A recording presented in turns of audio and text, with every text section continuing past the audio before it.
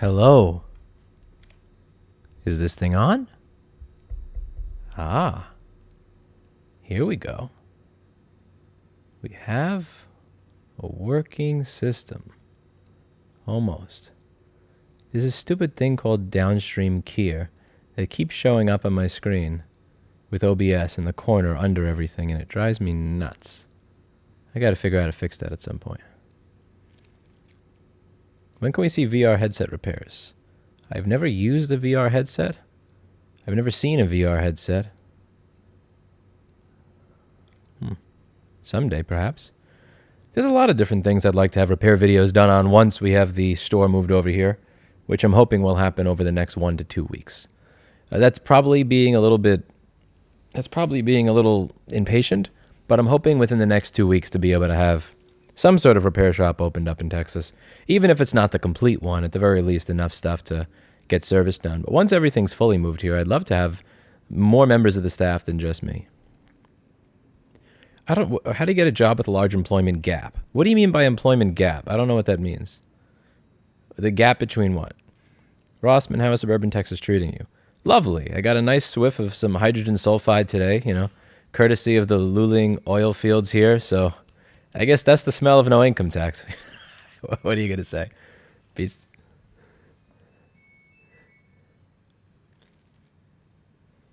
You are poggers? What does that word mean? Hello, Matthew Spriggs. How are you? But yeah, Pixel, in all seriousness, I do intend to have, I do intend to go back to having a lot of regular repair videos with stuff that, I'm going to have a lot of regular repair videos done with my staff with all sorts of random stuff that comes in once the place is fully open. It's going to be fun. Year gap between jobs. I don't know, lie on the resume?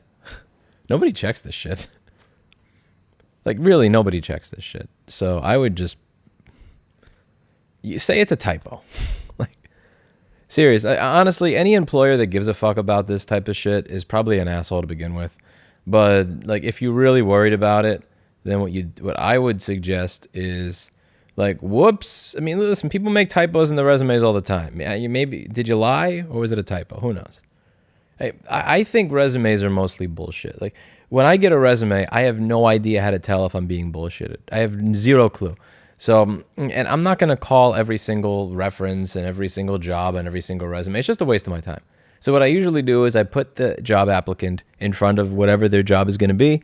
I come up with some test that's going to take 10 or 15 minutes.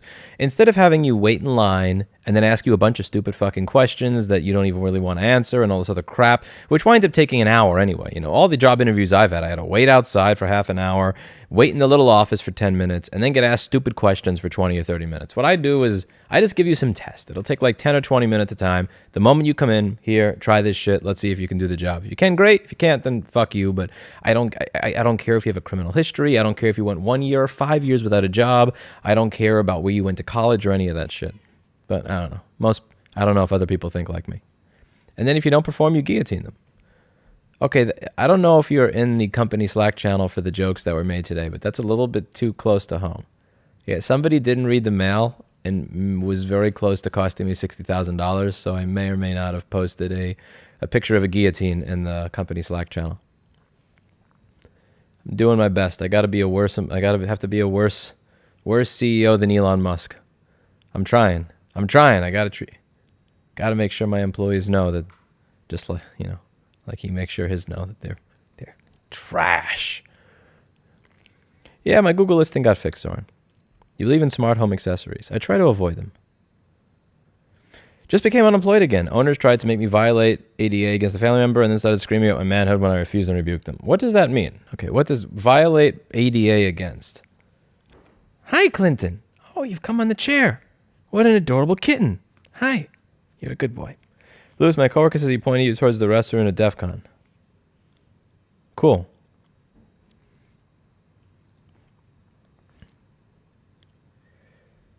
What drugs are you on? None.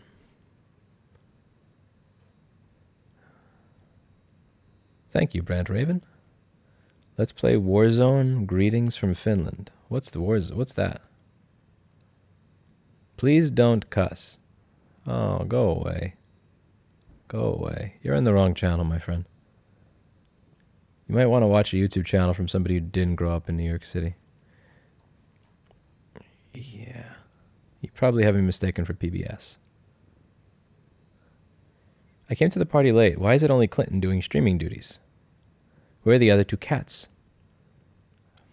Probably simping to try to get more food from somebody. Is working in Silicon Valley worth it?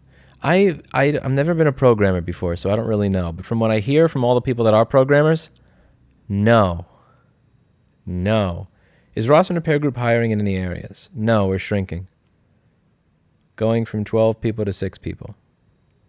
Thoughts on tech layoffs that have been occurring? I mean, we've had a fake economy for 13 years. An economy with 0 to 2% interest rates is not a real economy. I get, I'm not saying I'm a fan of not having market set interest rates, but if you're not going to have the market set interest rates, at the very least, don't fucking suppress them like they're down to 0 to 1 to where every company is a zombie bullshit company and people are throwing their money at all sorts of random, crazy, speculative shit all the time.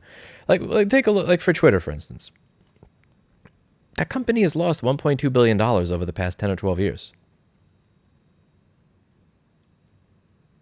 They should have layoffs. Like companies that lose money over a period of 12 years, 1.2 billion. Like think about what could have, if all the investment in a company that's lost 1.2 billion over the last 12 years, imagine if that money were invested in something else that were more productive. I don't know. I'd like to see things kind of start to make sense again. But, things have not made sense for so long that people have just become accustomed and used to it and think that's the way things are. And what's really interesting is people like me that are, I'm 34. I'm going to be 34. Okay, I'm going to be 34 on Saturday. So I was 20. I was just starting to get into my groove of having a real job and a business and everything when 2008 happened. So my entire adult life has been spent in a fantasy economy. My entire adult life. Now, my business doesn't owe anybody money right now. I don't have any debt. I mean, I guess you could count credit card debt, but I don't count it because I pay it off in full at the end of each month, and I've never carried a debt on my credit cards for the business, so I don't really count it. Why did you engage in hyperbole with your video Tesla goes Skynet and then ride to work with it the next day? You're doing the whole you cannot criticize something if you use it. Okay, so you're being an Elon simp. So the way an Elon simp thinks is you cannot criticize something if you have at one time used it. And further, that's not hyperbole. It's okay. It's kind of hyperbole. It's like humor. Like I had somebody say that's misinformation because Skynet did not happen. And like that type of person is the kind of autist that's like Richard Stallman level to the point of saying it's not Linux, it's GNU Linux. Or since the Terminator was not actually showing up in my car, then this must not actually be Skynet, therefore it's misinformation. It's the kind of person that can't take a joke, that usually has Elon's balls so far down their throat, it's like down here, like here, that they're not, that they get offended by stuff like that. You got offended enough to give me money, which is hysterical. Anyway, I'll take your dollar. I'll take your dollar and I'll use it to buy food for Mr. Clinton. Americans with Disabilities Act. I know what it is, Matthew Spriggs. I just don't understand what that means. Like they wanted you to go violate ADA against the family. Like what does that mean? Does that mean like they put up like does that mean that they had an entrance to their restaurant that had a curb and they didn't buy a ramp? Does that mean that they told somebody in a wheelchair go fuck yourself? Like I was just curious what that actual what the details of it were.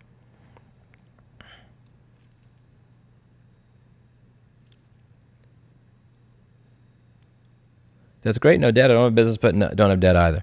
I probably could have grown a business a lot faster if I was willing to take on debt. But I had one other company where I had somebody else where like, I don't know.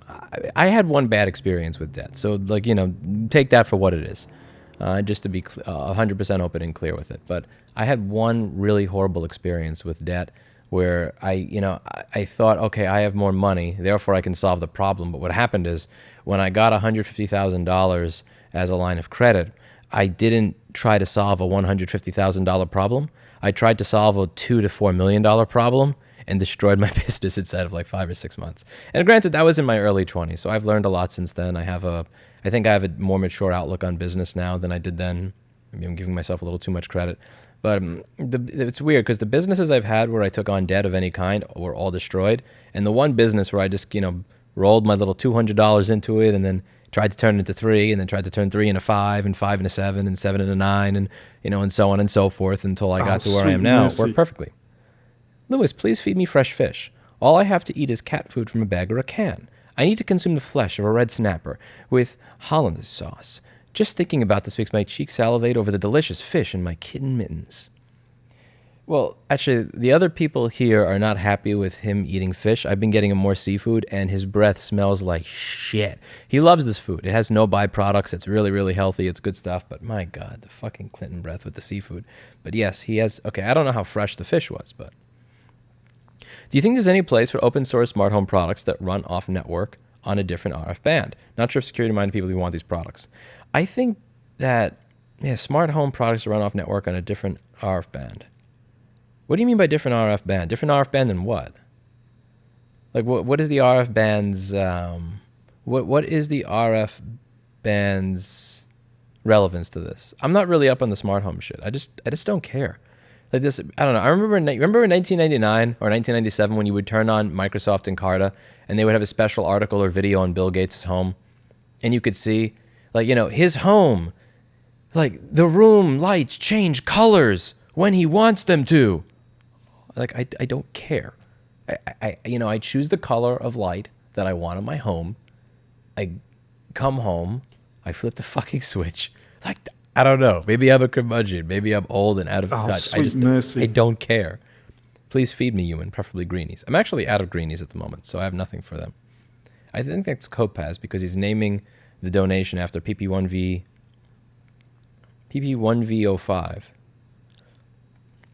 You think Twitter will be dead by 2023?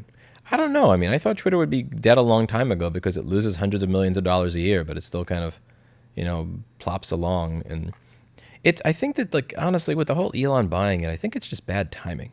Like, if he had bought it maybe 3 or 5 years ago, or even 2 years ago, like when the economy was still fake, and also when Tesla didn't do this, like if he had bought it and, borrowed against Tesla shares or some shit when Tesla was much lower, I'd get it. But like waiting for Tesla to do that and then using the Tesla shares as the collateral for the loan, like if the Tesla shares even go down like this, then you're going to get margin called and you're going to have to sell them because all your wealth is in the Tesla shares, and then more people are going to sell it when it goes down and so on and so forth. And I don't know. I don't really have a lot of hope for any of these business, like these leverage buyouts where you take the debt and you put it on the business. Same thing with like Toys R Us. And to be clear, a lot of Toys R Us was just sabotage. But, like this whole idea that we are going to buy a company and then put the debt on the company. And then you have, so if you, I forget exactly what it was. I don't have it off the top of my head. What was it, like $800 million, $900 million a year that this is the servicing cost of the debt that Twitter has to pay. So you took a company that loses a few $100 million every year. Like 1 or 2 years it made $1 billion, but then it made up for it by losing $1 billion the next year. You've taken a company that loses on average about, 80, $100 million bucks a year, and you've saddled it with $900 million or so a year in debt servicing costs. I don't know how that works. But again, most of this economy, in my opinion, is a giant fucking circle jerk fantasy grift. So who the hell knows? If somebody else can make the bullshit make sense, then by all means. How are you liking the urban layout of cities in Texas versus New York? It works. Hard disagree. It's very much worth it. Umo. What's Umo? Oh, sweet mercy. That's a kitty. Take on debt, pray to feline gods that someone will take it off you for more than you put. Or you think your company will outgrow the debt. I've seen that, like this whole, the greater fool concept. I've heard it called a fallacy, but it really isn't, because there are a lot of greater fools.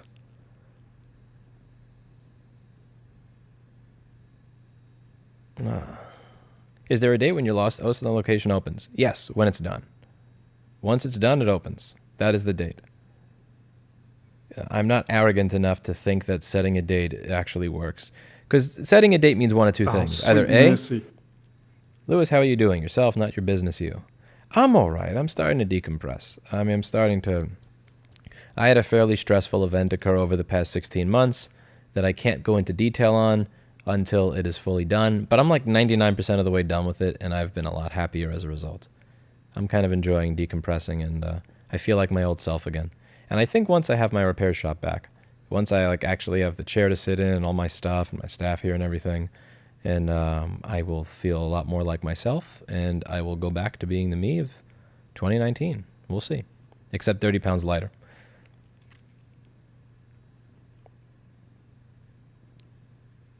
Let's see. What was I talking about before that? No other industry where you can make as much money doing as little work with as few certifications. I don't get it.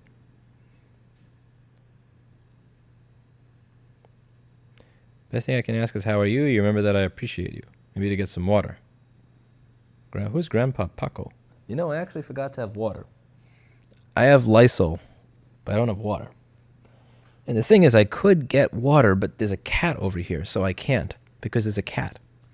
So if I got up, I would disturb the cat. Oh, sweet mercy. Can't do that. Juan the Panda. Thank you, Juan the Panda.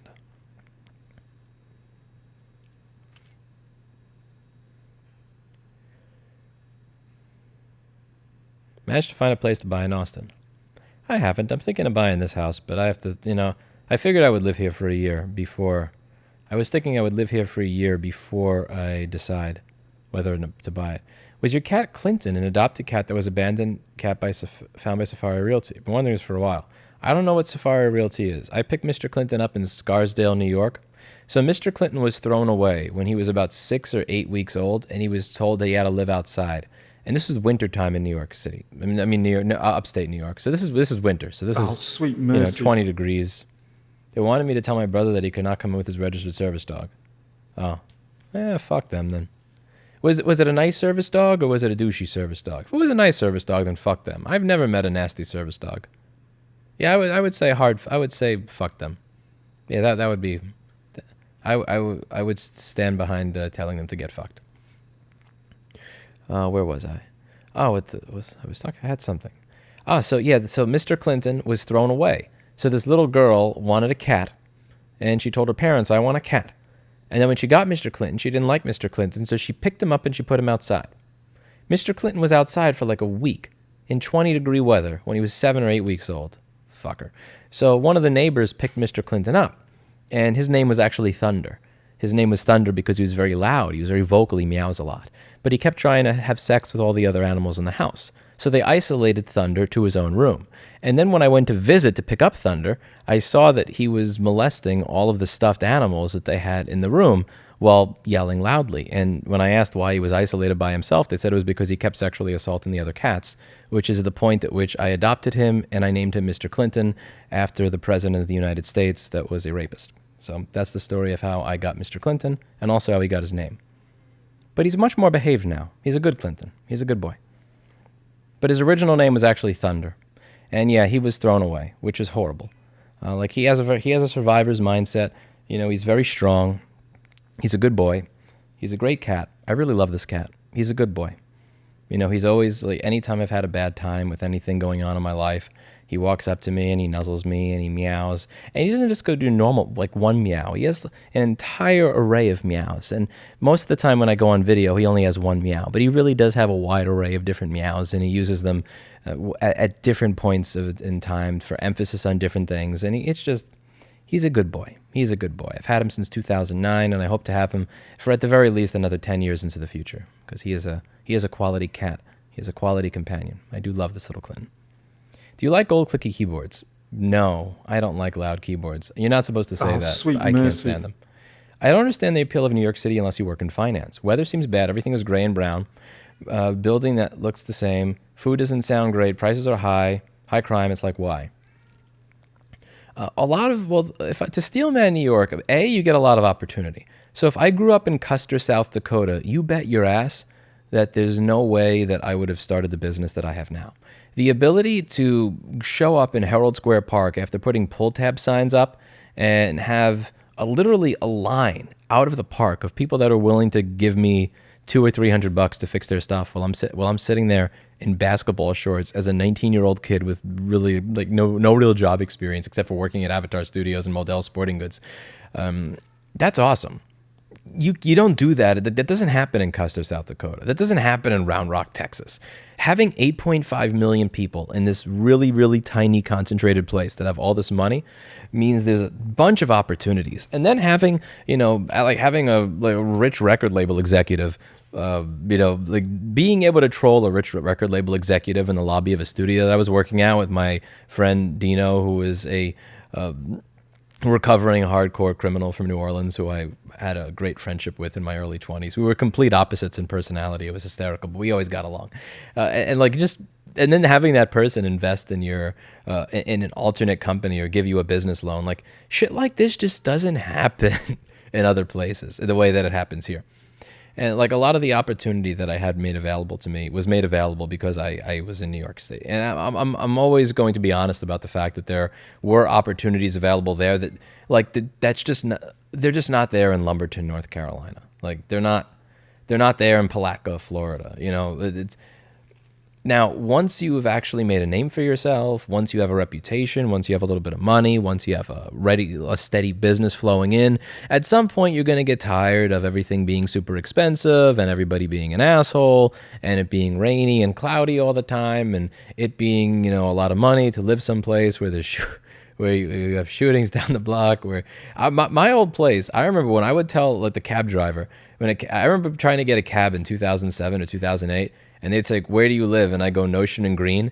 You would hear the door lock immediately, and then they drive away. And then my friend said, no, you don't get it. What you do is when they say, "Where are you going?" really quickly you grab the handle of the cab and you open it, and then you get in before they can lock the door, because the cab is not legally allowed to do that. You can report them to 311 and get them in trouble, but reporting them takes about an hour or two, because calling 311 means waiting on hold for an hour or two, because New York City government sucks dick. But the point here is, to live in a neighborhood where literally my fucking cab driver will not even drive me there because he's afraid of something happening. It's gotten a lot better now, by the way. It's been 15 or 16 years. Way better now than it was back then. But that still costs like almost $2,000. Like, you get tired of that shit after a while. Like, I was going on and, this guy was arguing in the comments, showing me crime statistics and everything. And it's like, dude, I left a box outside that was very valuable right outside my house for 2 weeks by accident. Nobody took it. Like, that doesn't happen here. You could show me whatever statistics you want. People would break the fucking door of my building to steal cat litter. This happened many times. People would, if they couldn't cut the lock on my bike, they would get an angle grinder and cut what it was attached to steal a bike that was $200. Like, here, people literally leave their bikes on the lawn. Sometimes their kids leave them on the lawn for like 2 or 3 days and nobody cares. But, again, there's a trade-off. If I was in the 20-year-old me would not want to be here. That being said, 34-year-old me doesn't want to be there. So, you always you have to take the good with the bad, and you have to look at everything for what it is. The biggest detriment, legitimate service dogs are all the emotional support ones you see. It's endemic here in Los Angeles, and lots of restaurants simply ban all animals. I don't know. My animal's an emotional support animal. I just don't take them places. Do you think Twitter has the ability to be a net positive? I mean, Twitter being a dumpster fire is really I think a reflection upon human nature when you give people anonymity combined with 140 characters to get something across with, combined with the entire way that our dopamine system works. Any idea what the bunny happened to Repair Shopper? Support is a sad shell of what it was and is broken ever since. Tried Repair Desk, but it feels too different. I'm using Repair Desk into the future, but I'm actually telling them they have to customize a bunch of stuff for me and redo it if they want me to actually use it as my software. Repair Shopper was sold. So Troy used to be the owner of it, and Troy was awesome. He sold it to some other company, and now they suck. Again, they're horrible. Like, Troy always used to add features for me anytime I needed it. This new company, they raised the rates 20% or so. They don't add shit. So, for instance, check this out. Check out how fucking bad Repair Shopper is. And to be clear, I remove any endorsement I had of the software. If I have a video where I say I'm endorsing it, please do let me know so that I can edit the title and the description of it. Just send me an email, lewis@rossmanngroup.com. I will remove any endorsement I've ever made of that software. The support is now shit. Check this out.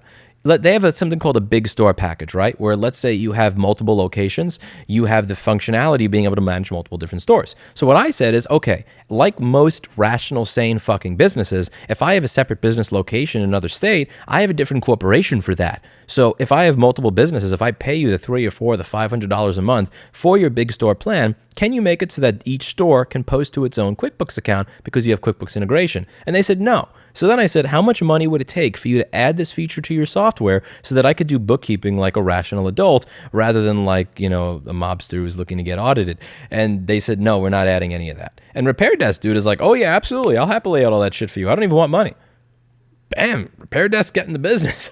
Again. So I have to open 2 fucking separate repair shoppers and run them separately rather than... Here's the funny thing. It's actually cheaper to run separate repair shoppers than it is to use the big store account if you have 2 stores. So not only are they going to be making less money because they don't want to do this basic functionality, but it's actually going to be cheaper for me. But anyway, yeah, Repair Desk. Again, for me, it's not about how amazing the software is. It's about their willingness to add functionality as your business grows. Because here's the thing. If you're dealing with software as a service, if I am paying, you could call me greedy.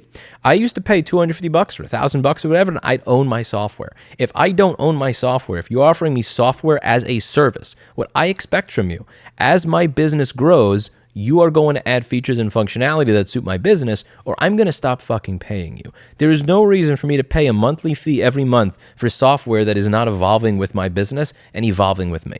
And when Repair Shopper was owned by Troy, Repair Shopper was routinely evolving with our business. They added QuickBooks support when we asked. They added free PBX caller ID when we asked. They added ShipStation integration when we asked. They did so many things to make the running of our repair shop better. Literally, when somebody calls, I could see on my phone with Zoiper, I could see, the moment they called, oh, hey, Tanya, how are you? Yeah, it looks like Paul is still working on your board repair, but he's just about done. It looks like it's just being finished up, and then it'll be shipped out. And they'll go, wow, how'd you know who I am? And I'll go, oh, yeah, I remembered your voice. And it's like, no, I fucking didn't. I don't know who the fuck you are. But that made the customer think that I remember them. And that's the kind of thing that drives 5-star reviews. And in reality, I don't know who the fuck you are. But it also means I don't have to sit there going, okay, 1 second, what is your name? Okay, Tanya, what's your ticket number? Okay, give me 1 second to look it up so I could see what's going on. No, I could literally answer a question on what is going on with your ticket based on your caller fucking ID. That shit is awesome. Like, there's all these cool features that they used to add. So for me, I don't think about it like how the software is now. I think about it as terms of, are they willing to add things so that they evolve with my business? And Repair Shopper had its day. It had a good 8-year run. It was amazing. And now it's been sold. It's been sold to a company that, in my opinion, doesn't give a fuck about it. So we're going to be migrating away from it. We move into Repair Desk because Repair Desk appears to care about their customers. You have more brain cells than I. Oh, I sincerely doubt that. Karen O. But thank you. $44 billion was a ripoff. His offer, man. It was his offer. Why did Elon want to buy Twitter? I think Elon buying Twitter was kind of like Trump running for president, where like he would joke about it, and then like it was kind of a troll. Like he just kind of enjoyed the troll, but then once he got invested in the troll, he's like, oh, this is actually kind of fun. Like, no, fuck it, I want to win. Let's do it. Because that's how I think it was in like 2020. Because Trump flirted with the whole running for president thing a few times, but never really got too serious with it. And then he realized, I think even while he was running, he thought it was a meme. But then like at a certain point, he's like, no, this is kind of fun. I like smacking Jeb Bush around. Let's keep going. I think Elon used to joke about it. He got pissed at certain things Twitter did, and then he bought a small stake to get in the board, and he's like, he's putting his toe in a little bit, and then he's like, nah, fuck it, I want to dive right in, like, full steam ahead with the troll. And then, like, that's how anything starts. Like, that's how my whole lobby, I gave a talk at UT today. I gave a talk at a university to some ethics class, and I said, they said, what got you into lobbying and all this other stuff, or when you started, do you feel like the legislative route that you're going has a great, were you really confident? And I said, no. And they go, what? And I go, no, I wasn't. I thought this was a complete and utter loss. I was doing it for my own entertainment. When they say the game plays the console, and the politician is like, oh, the game plays the console. Okay, fuck right to repair. I had no faith in the legislative process. I had no faith in politicians. I had no faith in the dumbass lobbyists, and I knew they were going to listen to me. So for me, I just got entertainment out of hearing the bullshit arguments and then airing them on YouTube for hundreds of thousands of people to laugh at and go, wait a second, that's my fucking government? You people are that fucking dumb? You believe that a magtrometer is going to explode in a microwave? Oh my God, you're morons.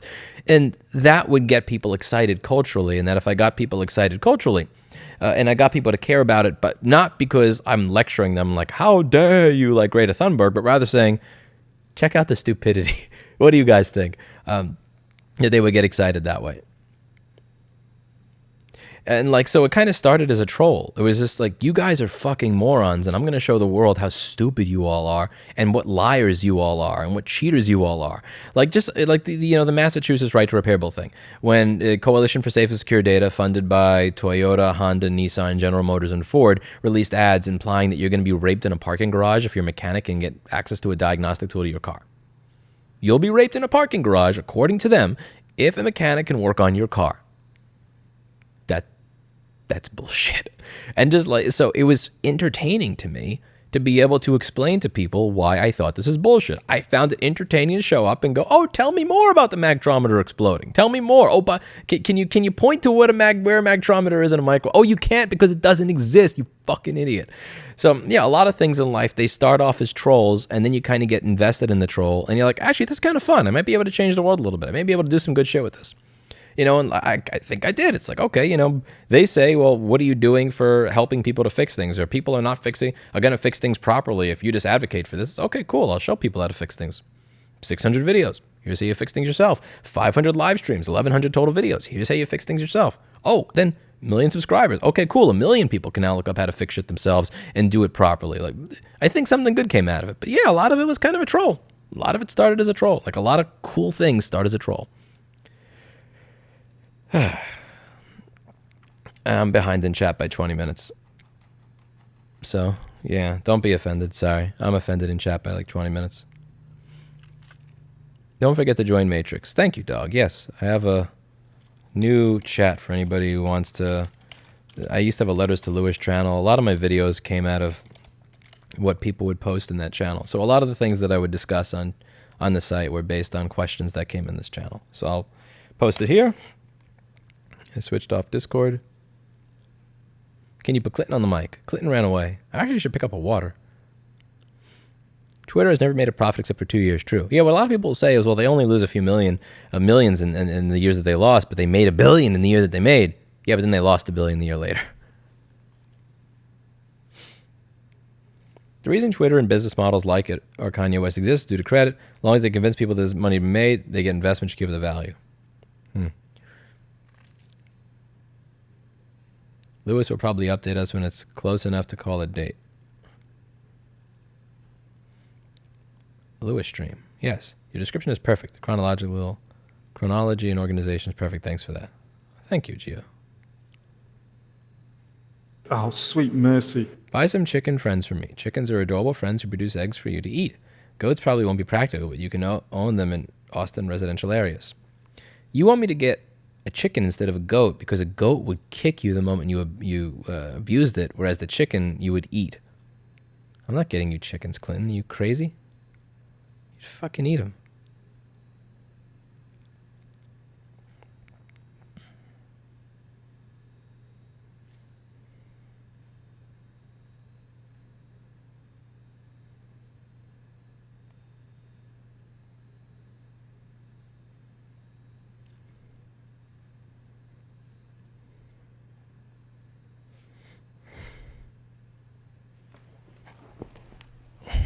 I've been a while, but are you still across from FIT? For the next few weeks. Not me personally. My store is until it gets out of there.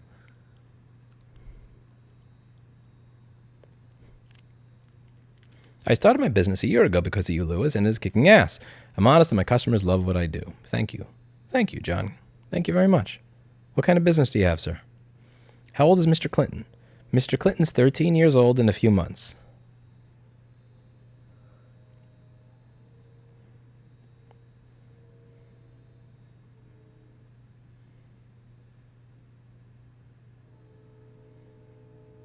What mic is that, Lewis? This is a blueberry. This is a blueberry. It's an interesting little mic. It's a little essy for my taste, and the top end is a bit brittle and brash. I have a live plug. I have some plug-in chain that I run on it to try to reduce that. But the reason I got this is when my other microphone broke. This was $200. I got a used one that had a little mess ups in the screws for $200. This retails for $1,000. I put an affiliate link in the chat to shill, but I would not pay $1,000 for this. I would pay $200 for this, and even at $200, I feel like I probably should have gotten something else. But for $200, it's not really that bad. It's called a Blue Blueberry. How is the networking effect of New York City better than other major cities, though?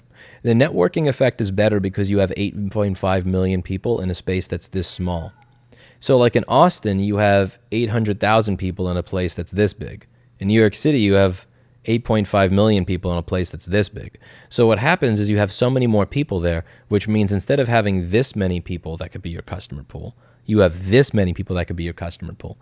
Like, the thing is, if you have a good idea, New York is, at least used to be, I think, a place where if you figured out if it was you or the idea. You know, in Custer, South Dakota, Palatka, Florida, Lumberton, North Carolina, it's very possible to have a really good idea and be a hard worker, but there's just nobody around that actually cares about your idea, or there's not enough people to sustain your particular idea because there's not enough people willing to pay for it. In New York City, if you fail, your idea kind of sucked, or your implementation was trash. Oh, sweet because there's mercy. enough people there with enough money to support it.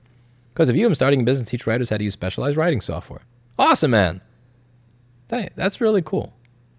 That is cool. And that's something that you're passionate about because you've been doing all the writing over the past few years. That is cool. Thank you. Don't you dig 311 before you dig a hole? Hell no. You're going to be on hold for 1 or 2 hours. Jason Goodman was doing live during Empty New York, walked past your shop as we hollered. He's good, so took his computer to you. Huh. We'll see. Jesus.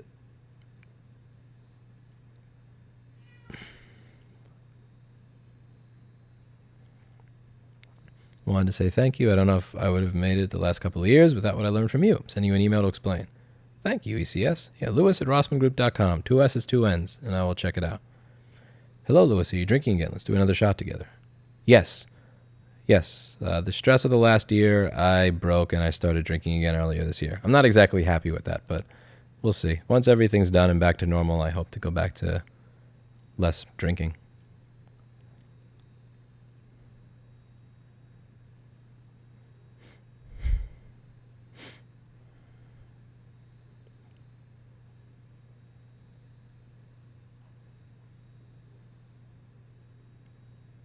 You're going to do repairs of antique electronics from the 80s or 90s, like computers, consoles, electronics from that time.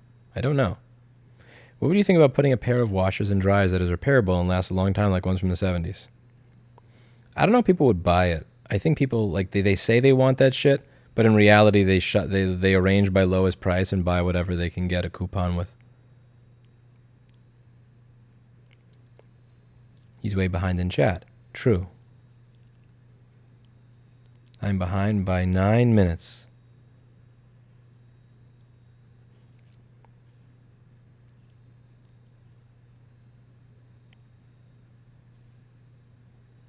I really feel this is a problem with acquisitions of companies and then just really bad product managers, not thinking through the product they are building for the customer.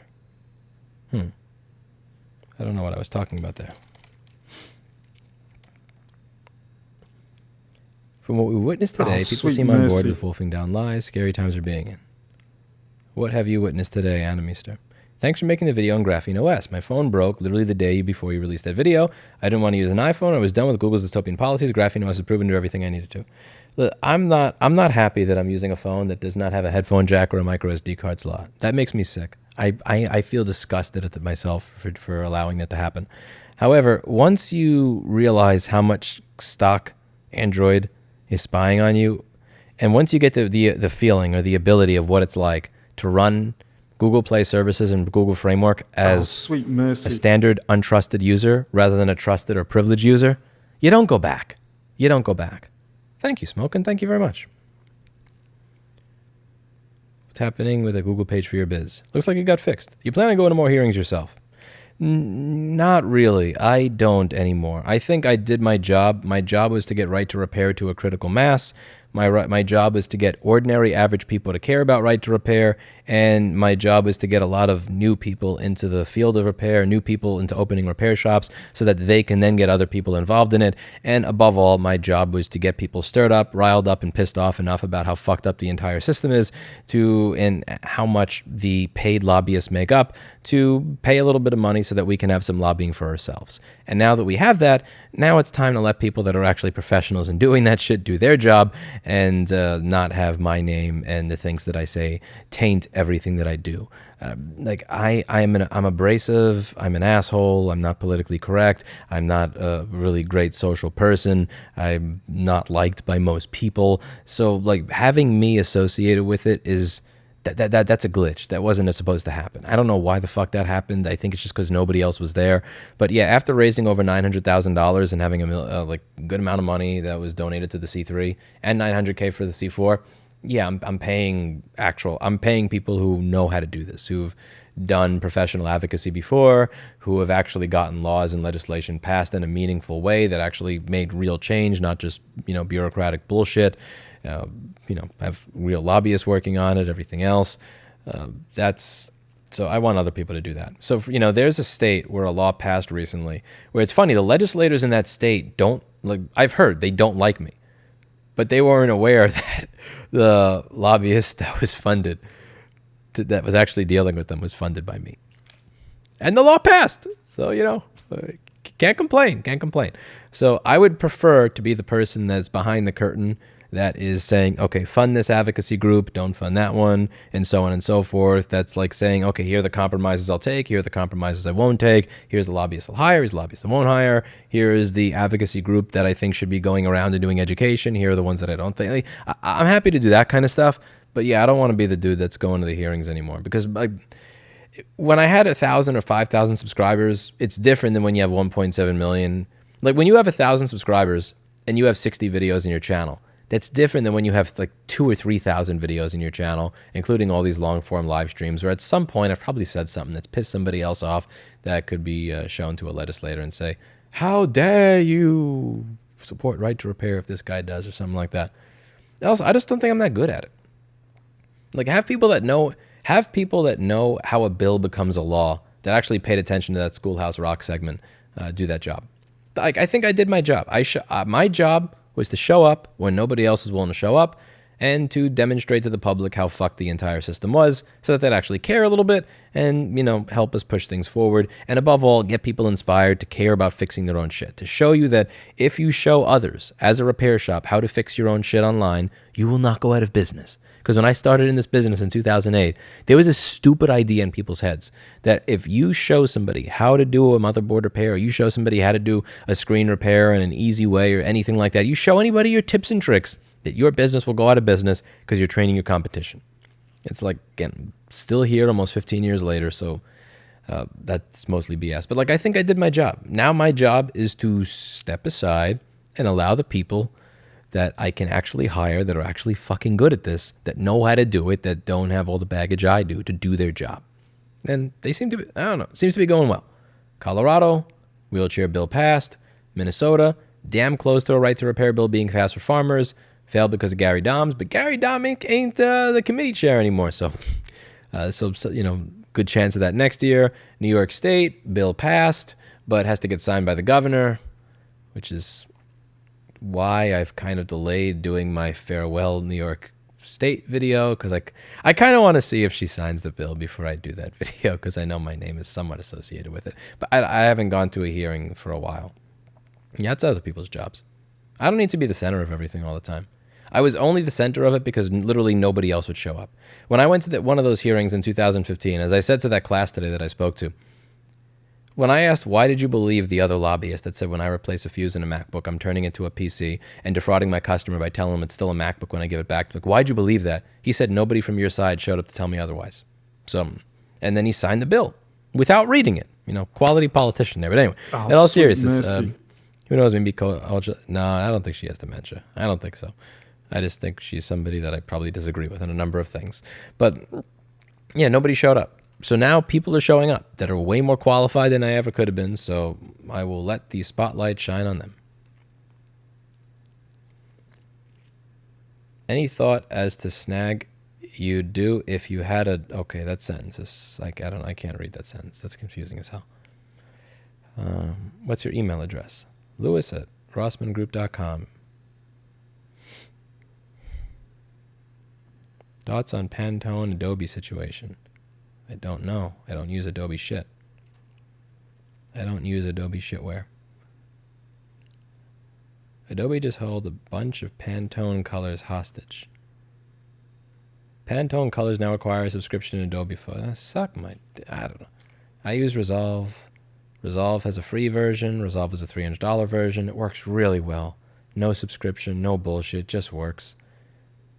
I paid $300 for Resolve. I thought they released it for free and it does everything I need for free. They deserve my money. I gave them my money because I respect their software. I don't use Adobe shit. What updates to Texas and right to repair? I don't have any updates because there was no software in Texas to update. There's no right to repair software in Texas, so I don't have anything to update on it. Wanted to give back since your border repair videos inspired me to become a computer engineer. I got my first paycheck, wanted to give more, but wanted to ask where you prefer the money to go to. I would say in these economic times, I would prefer that $10 or your other money go into your savings account. Or maybe a treasury bond or some shit. Or whatever. I don't know. Keep the money because you never know what's going to happen in the next 2 to 3 years in this economy. Don't buy or lease a car you can't afford. Don't get a nice luxury apartment that is outside of your means. Don't spend money on stupid shit. I would keep your money if I were you. But thank you very much. I really appreciate that. You have any experience hiring entry-level workers? Or do you only hire people with experience? The entry-level stuff has always gone like shit. I'll be honest with you. Yeah, most of the entry-level stuff doesn't go well for me. So one of the things that, again, part of my videos is it's a bit selfish. I kind of wanted to create a community of people that knew how to do this so that when they showed up, I figured if I spent all this time teaching people how to do this for free, eventually when I would need to hire more people, I could just hire from my YouTube videos comment section. That actually kind of worked. I mean, like, Paul showed up pretty much ready to go. Paul showed up like 90% ready to go. And Elle showed up, 70% ready to go. I literally would hire from my YouTube live streams. I would announce that I'm hiring, and then somebody would show up that already knows what a PM Sleep S4L is and all that stuff. But yeah, from scratch, I can't do that. So internships have to be paid in New York City, and it's $15 an hour or something. I mean, and then there's workman's comp and everything else, and the payroll taxes and everything else on top of it. Like, I can't pay somebody $4,000 or $5,000 a month that doesn't know how to do the job. And because the thing is, if I knew at the end of 3 months, if I invest $15,000 into you, you will be an amazing employee, I could do it. But this is one of those things where some people are good at it and some people suck. I remember trying to become a lifeguard. I failed CPR AED not once, not twice, 3 times. I kept killing the doll. Some people just suck at certain jobs. So I don't have it. Maybe if I were a multimillionaire, I could do that, but I don't have it in me to invest $15,000 into a gamble. And there are too many times where I've done that whole only invest $15,000 into somebody that genuinely that's a blank slate, and they got nowhere. Like, they just didn't go anywhere. It's not because they are a horrible person or I'm a horrible employer. It's just some people know how to do this shit and some people don't. So, I'd rather offer more, but get somebody that already kind of has an idea and demonstrates some aptitude than just like start with a blank slate. It just doesn't go well for me. And I'm happy to teach people. I'm happy to teach people online. And I started as a blank slate in this industry, but it was a different circumstance than it was now. I had an internship that technically by New York labor laws is illegal because the internships have to be minimum wage, and $0 ain't minimum wage, or for college credit. And I wasn't going to college. So the internship that I had was illegal. However, I spent 3 months at one of the best studios in the world. I was at Avatar Studios. I was 17 years old, and I got to be next to Ricky Began, Roy Hendrickson. I got to meet and shake Al Schmidt's hand and Bob. What was his name? Not Bob. Neil Dorfman's hand, and talk to him about how they did sessions, and talk to Ricky Began about his troubleshooting methodology when he was working on console modules with a compressor didn't work, and just all sorts of cool shit. I got to absorb all that. And because they were not paying me any money, it didn't really matter that I was fucking clueless. So even if at the end of the 3 months I was a useless sack of shit, to them it's like, okay, the worst thing that we have is maybe he breaks something or he drops something. So it was a good deal for me. But yeah, I am too large a figure to actually do illegal internships because I would, get arrested for violating labor laws or get shut down. So I can't offer that opportunity that I had offered to me to others. I run a guitar custom build workshop in the West Side Lakeway called Wolf Creek Guitars. Feel free to stop by. I'm going to take that down. I'm going to make a note. Thank you. But yeah, I learned a lot from that internship about general troubleshooting and everything else. It would be cool to be able to offer stuff like that. It's just, like,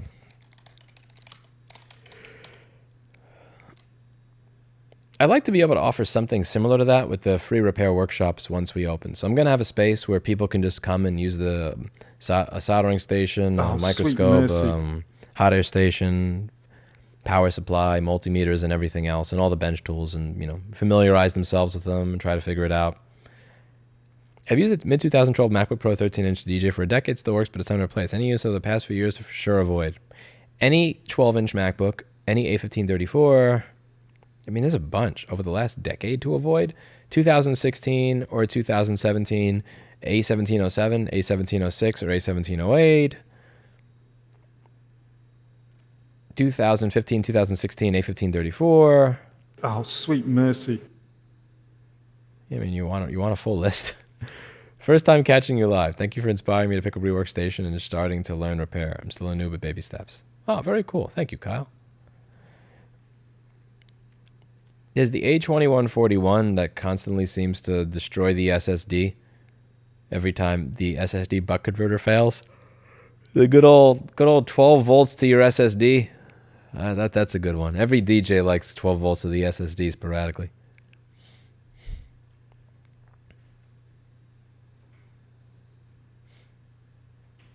You could probably find the 2014 A1502, not the 2015-16. I mean the 2013-14, because it doesn't have the trackpad cable that fails for no reason. The trackpad cable failing for no reason in the A1502 2015-16 model is going to fuck you if you're running a SAT. 2013 to 2014 A1502. You could probably find that online for like $200 now. I wouldn't pay 1K for a 4090. Never mind a mic. I mean, you pay for things that provide you value. It's about whether it provides you value. If you're Avatar Studios, 1K for a mic is cheap. If you're me, then it doesn't really matter.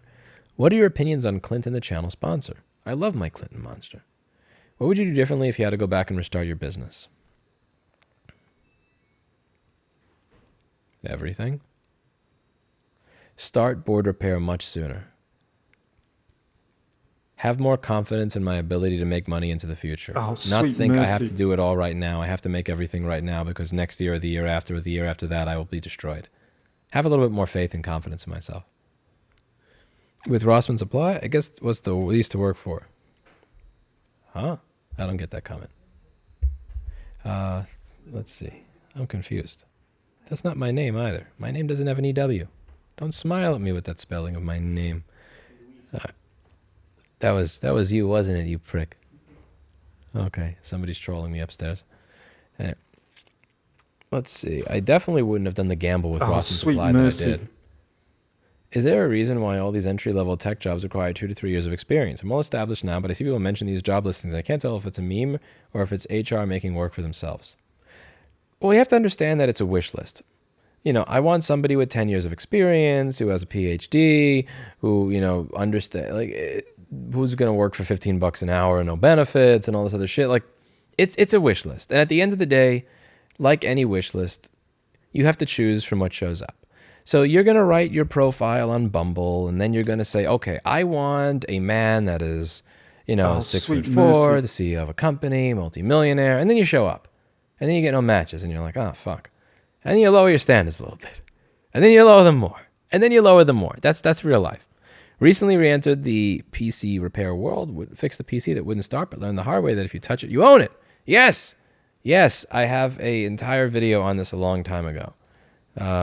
Let's see if I can find it before I get the next comment that will keep me from being able to remember where I am. Let's see. I use the word own in too many videos. And there we go. Third try, Software Mark. Hello, Mark Schaefer. Are you the famous Mark Schaefer of iPad Rehab? Hello, Mr. Schaefer. Hope Jacksonville is treating you well today. Here we go. What is a ripoff? You touched it, you own it. And I had a lot of disagreement saying, no. If it's a simple job, it should still be $20. Of course. And by the way, if anything else goes wrong, I will still complain to the repair shop that worked on it, even though I only paid $20. And it's like, thank you for making my point. I put it in the chat. I don't like the Shure SM7B very much. I know you're not supposed to say that, but it's just I don't like it. I'm with William Whitman. William Whitman is a great recording engineer that used to post in the Womb forums. He did Cyndi Lauper's early work. He's a fucking vampire. That dude doesn't age. He looks younger than me, into his 60s. But anyway, very talented recording engineer. Hates the SM58. You're not supposed to say that. You're supposed to love the SM57. It's good on everything. And he's like, no, it sucks on everything. You guys have no taste. And I've always been with William Whitman. Amazing audio engineer. He showed up to Avatar Studios a few times. Very cool guy. William Whitman. He's the shit. I hope he's still around. Sweet mercy. I know the Womb Forum's not around, but New York will turn red in 5 years. I don't think so. I mean, at the city still has a lot. Like, yeah, I don't know. I don't think so. We'll see. I don't think so. I think Lee Zeldin would have had a better chance of winning if he didn't like go jump on board the whole stolen election shit. Like, the thing is, I don't know. They just have to make themselves more palatable to that area. But that's probably not going to happen. You get to choose between one crazy or another. Which one is the one that's less likely to ruin your life? That's who you pull the lever for.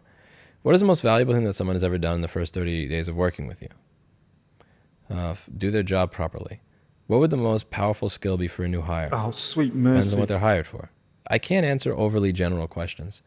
The DJ again. Sorry, I'm baked. Oh, enjoy yourself. Looking for the least worst MacBook, new or used, for $700 to $1,300. Okay. I would probably, honestly, if you're a DJ, you could probably get by with a 2014 A1502. And those things are going to be cheap as shit. Like, if you said, I'm doing advanced video editing with 8K video or something, I'd say you can't do that. Let's see. You can see what I've been looking at on eBay, by the way. Every day I look at this thing. I'm going to pick these up someday. I'm going to get myself a nice set. Anyway, A1502, 2014, MacBook.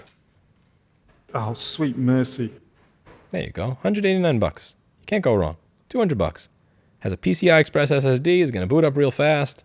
Good battery life. Like, it's going to do everything you need.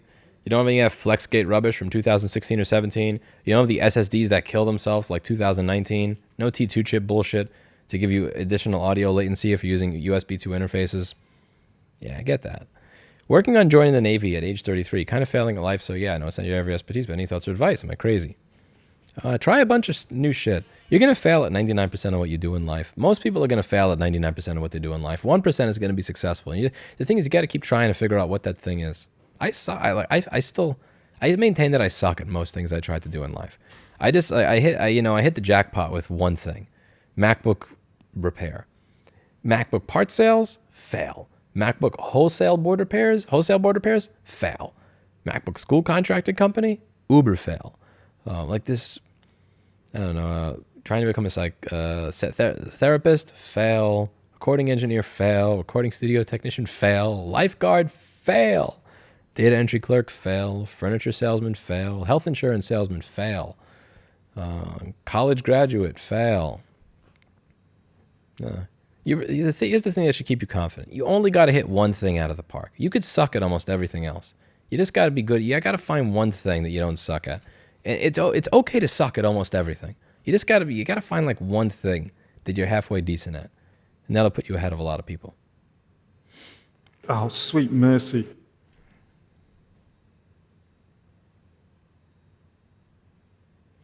Long shot, but DeSantis could unironically win New York. I don't know.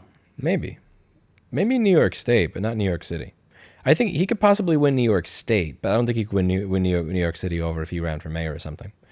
Yeah, like, again, it's not a lot. Like, if Republican candidates in this election cycle just like dial down the crazy a little bit, like Biden has shit approval ratings. People always blame the president for gas prices. People always say they want to get out of Afghanistan or leave wars and then bitch about the way it's done when the president does it. Like, it should be really, really easy. I've tried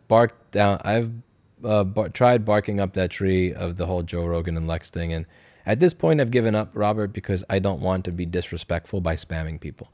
It's one thing to email somebody once. It's another to email them twice. But like once you've emailed a person like 3 or 5 times and posted in their subreddit and everything else, you're kind of spamming. So I appreciate the sentiment. I genuinely do. But I don't want to spam people that don't have interest in having me on their show. I like Lex's show. I genuinely enjoyed his Destiny episode. I watched half of his Mark Zuckerberg episode. I watched all of his, who is it? Oh, it's on the tip of my tongue. 90-plus-year-old person, lives in Massachusetts, expert in linguistics, always talks about, Noam Chomsky. Now I'm your Indiana software engineer fan, not your Florida friend. Solely trying to get my side hustle going. Enjoy your story and advice. Oh, awesome. Glad to hear it, Mark Schaefer. But, yeah, I don't want to spam people. That's just disrespectful. Like, I hate when people spam me. It bothers me. If something bothers me, then I know it would bother somebody else if I did it to them. So I don't want to do things to other people that would bother me. Oh, the DeSantis thing. Like, yeah, it's just like dial down the crazy a little bit. Like, people don't care about the stolen election shit. They don't. They care about shit that affects their lives. They care about inflation. They care about, gas prices. They care about whether if COVID happens, are you going to do some fucking crazy ass shutdown shit? There's a lot of, they don't care about Trump's ego and vanity being bruised by the fact that he lost, because trolling people in 2020 was more important than winning. That would have been an easy election to win. Just don't go up and say crazy shit all the time. Just don't say when the looting starts, the shooting starts. Just don't say inject this bleach into yourself. It's like, bro, why? Like, why do you? And then you say that it was a stolen election. Like, yes, it was a stolen election. You fucking stole it from yourself.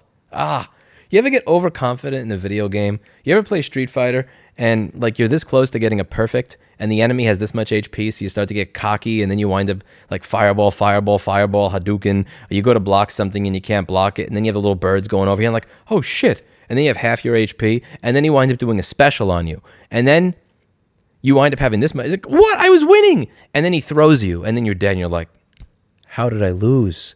Like, sometimes it's your game to lose. I don't know. A little bit of dialing down the crazy. I think they would have won a lot more. But what are you going to do?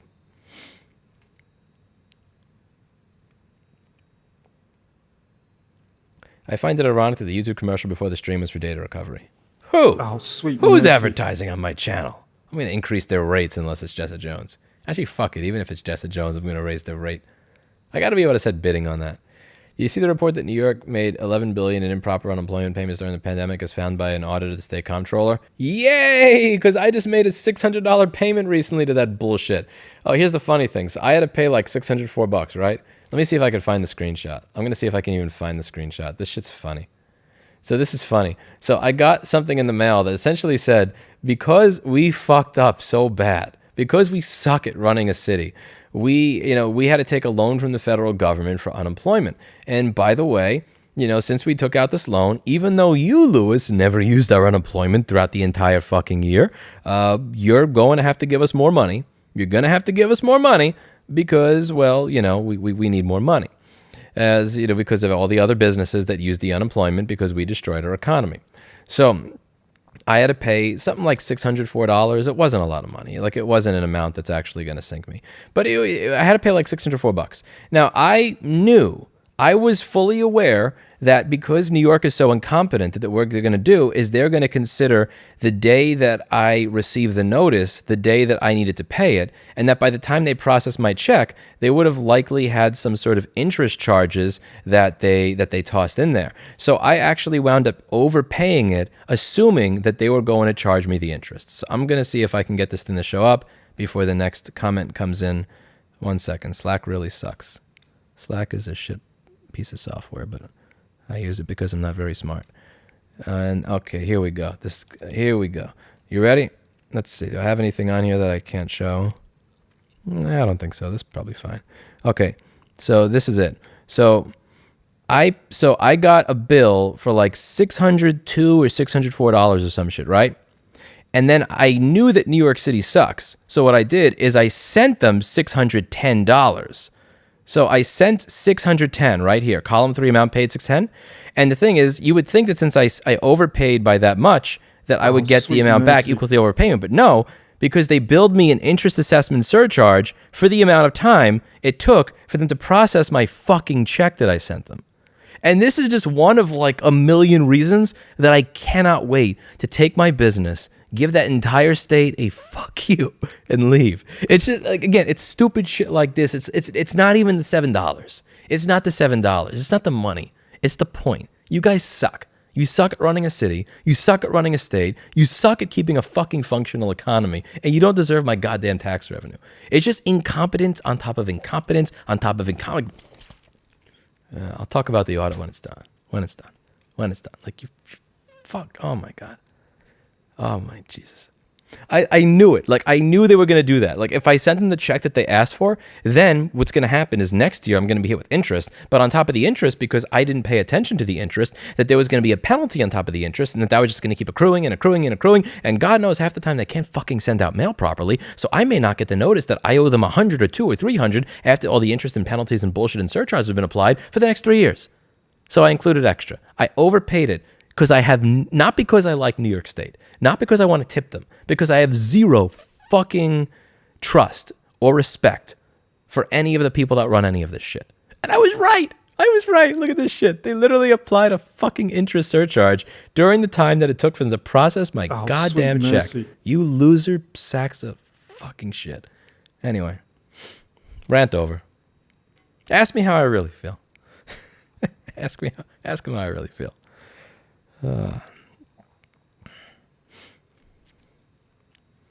If I found that your employer just bought a $1.4 million house and is applying unreal pressure, would you look for another job? Do you work for Northridge Fix? Serious question. I've seen that he is taking, for a while, I haven't watched his channel in a bit, but I saw that he started to take that segue that I made in 2019 from going from being a repair channel to a real estate channel. And I saw one video saying I bought a $1.4 million house. Hi, Liz. I've been looking since 2014. My favorite video is when you tested Geek Squad as an AASP. Thank you for the years of entertainment and life advice. Awesome. And to be clear, they did the right thing. They never billed me. They were honest. More than I could say for the Genius Bar in the 2018 CBC News piece. Geek Squad did not screw us over. They did not screw us over. They charged $0. They said it started working again. We're not billing you. So, props to them for doing something right. And people said you wouldn't publish the video if they actually did it right. No, I did. I published a video where I look like a fool. I still have that. This former recording studio guy did not know. Power Station became Avatar in 1996. In September of 2017, the Power Station name returned. Yeah, I think they got bought by Berkeley. I don't know if the real to me, it's not Power Station or Avatar if they don't. If you don't have Roy Hendrickson or Ricky Began, it ain't the same. So I do want to visit the place again and see if they still have Roy Hendrickson and Ricky Began, running the place, running the here's how you record music here and teaching the new interns and everything. And for the tech side, Ricky Began making sure everything works in the studio. Then it's Avatar or Power Station. If they don't have those two people there, then it's just a Berkeley circle jerk. But I would love to check in and see. I'd love to go one time before I leave New York State for good.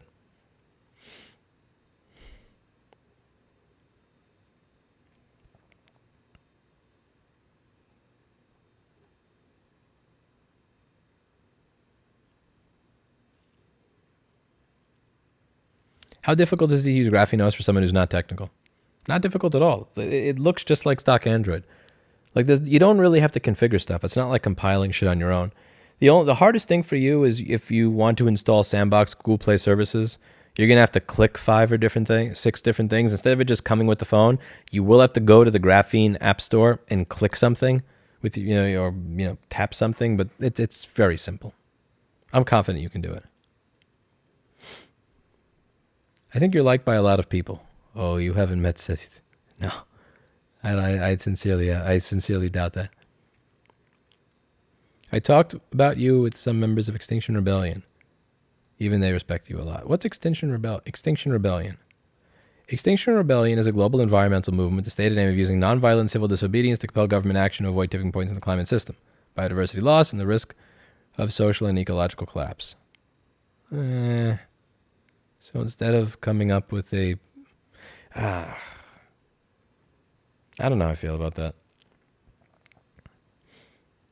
Like is this real civil disobedience? What type of civil? Are we talking like useful, or are we talking like I'm gonna block this exit on the freeway until you stop using oil kind of shit? Because that's just not helpful. You know, the latter type of stuff is not helpful. I don't need any more liquor, Nimitz, but thank you for the ask. Sorry, I'm not in New Hampshire anymore. I take you out for Casey's Rib Shack Day. I missed the brisket there. What is the most valuable thing someone has ever done in the first 30 days? I don't know. It's too bland a question. Too generic, too general. Okay, I think I'm behind by 20 minutes. I will scroll back up here.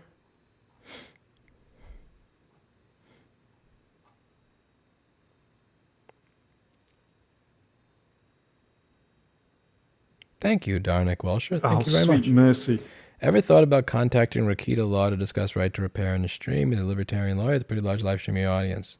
I'd be pretty interested in discussing with you if you're interested. I think he reached out a long time ago, and I forget if I'm thinking of him or somebody else because I have a bad memory and it's late. But the only time that was available was close to midnight, and I started... At that point in time, I was getting into the part of my life where I was starting to go to sleep at a normal time, and I never followed up because I'm bad at collaborations and things in general.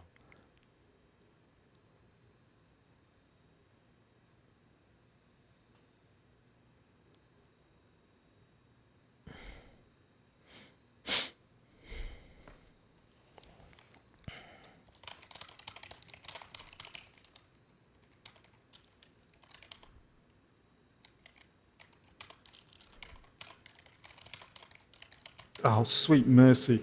The cat ran away. I don't use smartwatches, Grammar Hero. Not much I can say.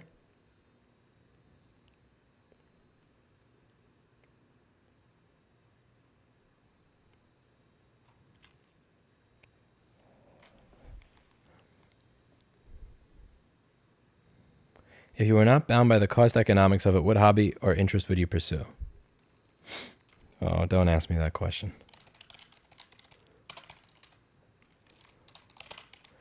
Oh, let me show you what I pursue. Loudspeaker collection. Okay, let's go over my...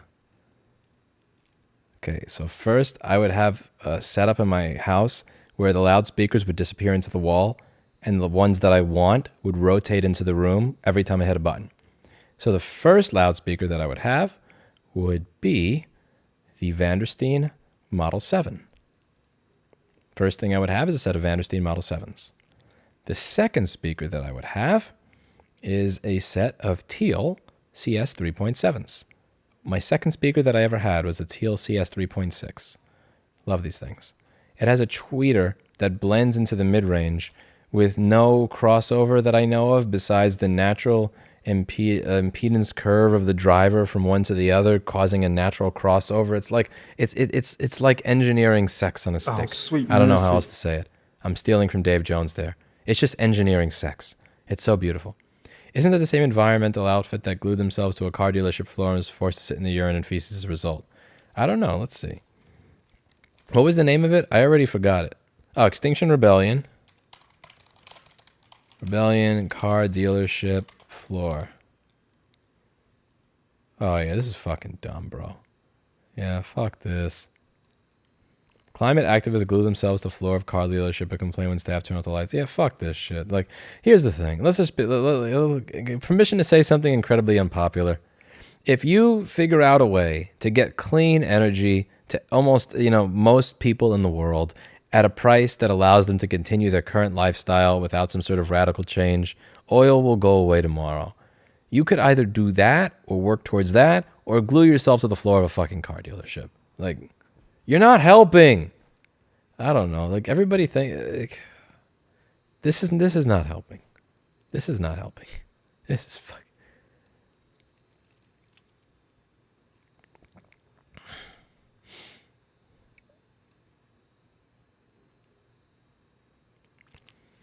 Set of Lansing 60482. Now these I would get just for lulz, but I would not actually want to use these as my main listening speakers. I would just want these for the fuck of it, just to be able to show that I have it, just to say I own it. A set of Yuri 813s. Not because I actually had to recone these at Avatar Studios 1 or 2 times in 2008. Not because they'd be my main speakers. God knows there's a fuck ton of cabinet resonances coming from this. So you see how the cabinet walls are parallel? So firstly, you have a big baffle. A big baffle is a lot of place for there to be reflections from, you know, the net. Again, the sound is going to be kind of going out this way, but it's going out this way, it's going out this way. So as the sound from the woofer is going out this way, you don't want it to hit the baffle. So the entire idea with something like a Vandersteen is no baffle. So the speakers that I have at home are these ones. Let's see if I get a picture of it for you. Vandersteen 3A signature. So you have this. Oh, sweet Nice mercy. ugly 80s picture for you. Just got on. How's it going? Paul, how are you? Long time no see. Hope everything's going well with the restoration of the home in Florida. Okay, this is a fucking shitty picture. My God. Let's get a... Give me something that's high resolution. Okay, fine. I'll just go to the website. What? Okay, you're testing me. Okay, see this? There's no baffle. You see this as I zoom in on this 200 pixel GIF? Anyway, you see this over here? There's no baffle. So like, there's no play. Like once the sound comes out, it's not like it's bouncing off of the sides or anything. And once you get used to a speaker that doesn't have all this extra shit, and then you listen to something like this, like this is ugh. Like what is ew, giant baffle. And even grosser is the fact that this is parallel. Let me show you another one. Axiom Here we go. Let's look at something like this. I want you to tell me if you notice something about this speaker. Let's see if I can get a side view or a semi-side view. Okay, what do you notice about this? What do you notice about it? It's not parallel. It's not a parallel box. It's doing this. It's coming to an edge. So inside the cabinet, you're not going to have as many standing waves as you would have if the cabinet itself is just a cube. And like so, now one of the ways Vandersteen tries to solve this is fuck having a cabinet. Thanks for the angry videos that give me life. Thank you. Same thing with Teal. Teal CS 3.6. This is the one that I used to have back in the day. It's a little bit more parallel than I'd like, but at least the front is sloped. So you get something like this. See this? Oh, that's beautiful. What is with all these small pictures? Jesus Christ. What the fuck is this? It's useless for zooming. Anyway. Ugh. Okay, you get the idea. See, minimal baffle. Still more baffle than Vandersteen. More baffle than I'd like, but less baffle than other speakers. Not parallel. The drivers are sloped for phase coherency. You have a first order crossover. So you wind up getting a nice, sexy step response. Oh, they're beautiful. See, this is my type of living room right here. See this? Oh, sweet mercy. $5,000 speakers with a $200 television. That's my living room. Look at this shit. This guy has the fucking best speakers on Earth. This guy has some of the best speakers on planet Earth. And he has them next to a fucking piece of shit like Sanyo TV from 1997. Oh, I love this. Look at this. That piece of shit. I love it. See what this is? You know what this is? It's a man with his priorities straight. None of that bullshit where they have a flat screen TV and they're using a sound bar. Oh my God, it's just so bad. Why would you get a flat screen TV and then get a sound bar? A sound bar is what you use for your washing. You know when your washing machine plays the little song that says it's done? It's done with your laundry. The dun dun dun dun dun dun dun dun dun dun dun dun dun with newer shitty washing machines, or like, or you know when you're on the subway and it's like the A train will be coming into the station in 5 minutes on the express line. Like that's what a sound bar is for. A sound bar is not for music. A sound bar is not for a film score. A sound bar is for announcements. It's for a walkie-talkie. It's not for proper listening to anything. It's disgusting. Anyway, this is a setup right here. I like setups where you have like a 13-inch Zenith TV VCR combo from 1984 mixed with like, you know, Dunleavy speakers. That's the good shit right there. So yes, if I had way more money for a hobby, it would be hi-fi speaker collection. I'd probably stop when I was about $300,000 in. I get a set of Dunleavy SC5 or SC6s. Yeah, Dunleavy SC6, TLCS 3.7, Vandersteen Model 7, a bunch of old Sioux Research subwoofers, and maybe a Yuri 813 just for the lulz. And then I'd be done. No, soundbar doesn't get you laid. Soundbar gets you the soundbar up the ass. Advanced speaker engineering, perfect for listening to Ave Maria. Yes, Melanie, somebody gets it. Small donation from the Verge channel to the Cat channel. Hope all is well. Hi, Jim Hook. Hope everything's going well with you. Sorry I haven't caught up with you recently. Hope everything's going well in Australia. Oh, sweet mercy. Sound bars are better than you think. No, they are not. They suck balls. They really fucking do. And the other rant, 5.1, fuck surround sound. If you're rich, get surround sound. If you're not rich, get a stereo. If you have a budget of $800 and you divide that budget by 2, you now have $400 per speaker. If you have a budget of $800 and you divide it by 6 for 5 speakers including a subwoofer, instead of having $400 per speaker, you now have $133 per speaker. Think about it. You don't need all those speakers. I'd rather have 2 good speakers than 6 shit speakers. Yo, a Vandersteen 3A signature that I got for $1,100 in the used market, oh my God, I'll take that over any fucking shit soundbar, crappy home theater in a box setup. Way better. Fills a room, sounds amazing. Ooh, that's the way to listen to shit right there. Anyways.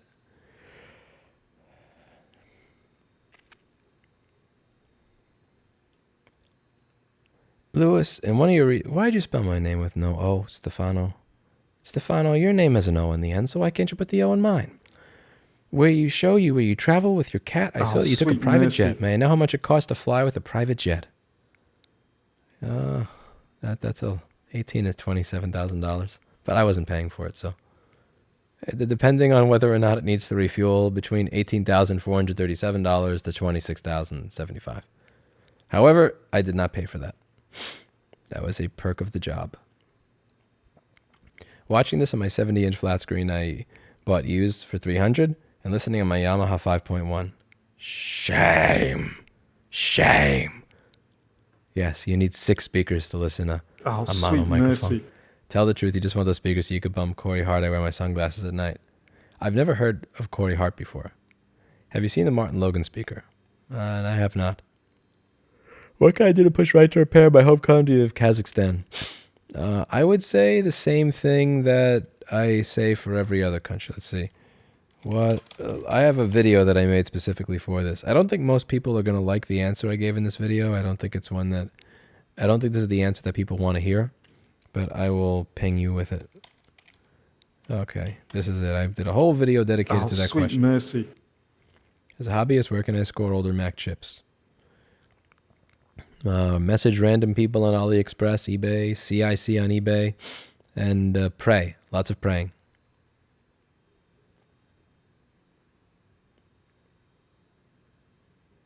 Listening to Billie Eilish really benefits from good speakers. You know, I didn't think I'd like Billie Eilish much after reading about her, but listening, there's one song that she has, what's the name I'm thinking of?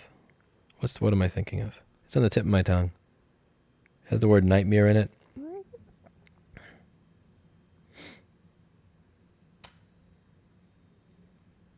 Everything I Wanted. That's a good song to play on a good set of speakers. Listen to that in a sound bar and listen to it on a set of Vandersteens and you'll be sold.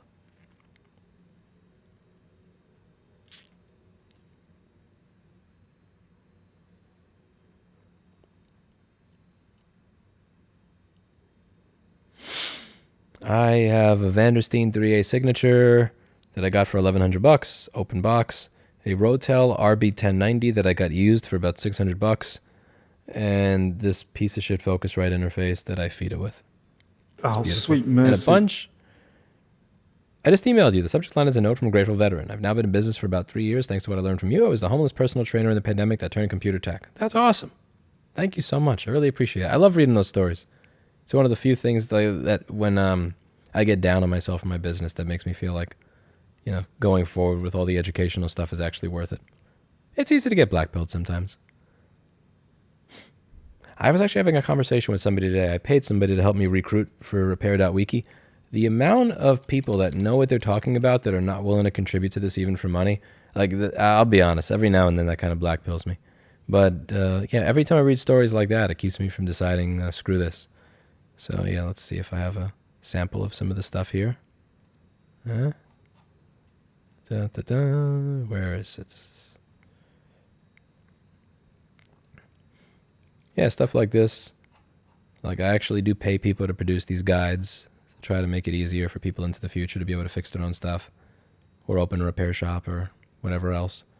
And one of the things that was really blackpilling to me is even when I'm offering stupid amounts of money, nobody wants to contribute to this. But reading stuff like that is what will kind of get my pendulum to swing in the other direction and keep moving forward with some of these projects like that. So thank you a lot. I really do appreciate it. I think Vandersteen is made in USA, not sure. Do you plan to exercise your 2A right in Texas? I don't need my 2A right. I got my 3A signatures from Vandersteen. I used to have the 2s, Model 2 mercy. from Vandersteen in like 2009, but I've moved up since then. Any experience with car audio? Nope. No clue. I haven't done any messing with car audio. I have the speakers that came in my car. So I'm sorry. I never asked you to listen to this audio on vinyl. Oh, I hate vinyl. I despise vinyl. Once you get used to listening to the artifacts, once you can hear what vinyl does to something like the distortion on the decay of a piano note, once you learn it, you can't unhear it, and oh my God, it's horrible. So if you listen for what's called pre-echo, hydrogen audio has a lot of ways to train people on listening for artifacts. Once you learn what pre-echo is, you can't listen to YouTube music. Because what people do is they don't upload a wave to YouTube. They upload an MP3 to YouTube in the audio or an AAC, and then it transcodes it again. Thoughts about mining the earth with battery components and stress the already stressed electric grid to charge the batteries, overusing fossil fuels energy, and plants already use fossil fuels to power electricity. Plants already use fossil fuels to power electricity. Okay, the last part of it, I have no fucking idea. In terms of mining the earth with batteries, mining the earth for batteries is going to suck until we get to the point where we can actually power, the mining equipment using. So okay, let me restart my sentence. Once you get to the point where you can power the mining equipment off of stuff that doesn't use diesel, that doesn't create emissions, then it will stop being a circular clusterfuck. So like as long as you're at a point where mining lithium requires a bunch of diesel, then you're going to be at a point where in order for an electric vehicle to beat a gas car, you have to keep it for 10 or 20,000 miles, and you only start to get the benefits afterwards. Once we can actually start using green energy to actually dig for the lithium, then you'll be at a point where you won't need to use your electric vehicle for 10 or 20,000 miles to be ahead of where you would be with a gas vehicle. But yeah, I don't know.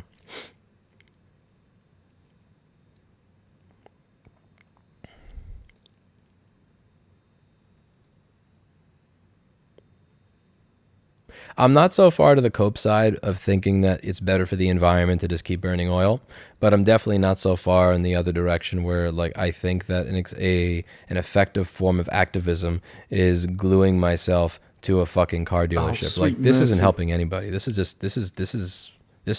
just jerking yourself off for attention. This does nothing. This annoys people. This does not produce anything. Like if I glued myself to an Apple store, that doesn't do anything. Bose, Pfizer, Apple makes the best products for humanity. You go to hell and you die. You go to hell and you die. Bose sucks.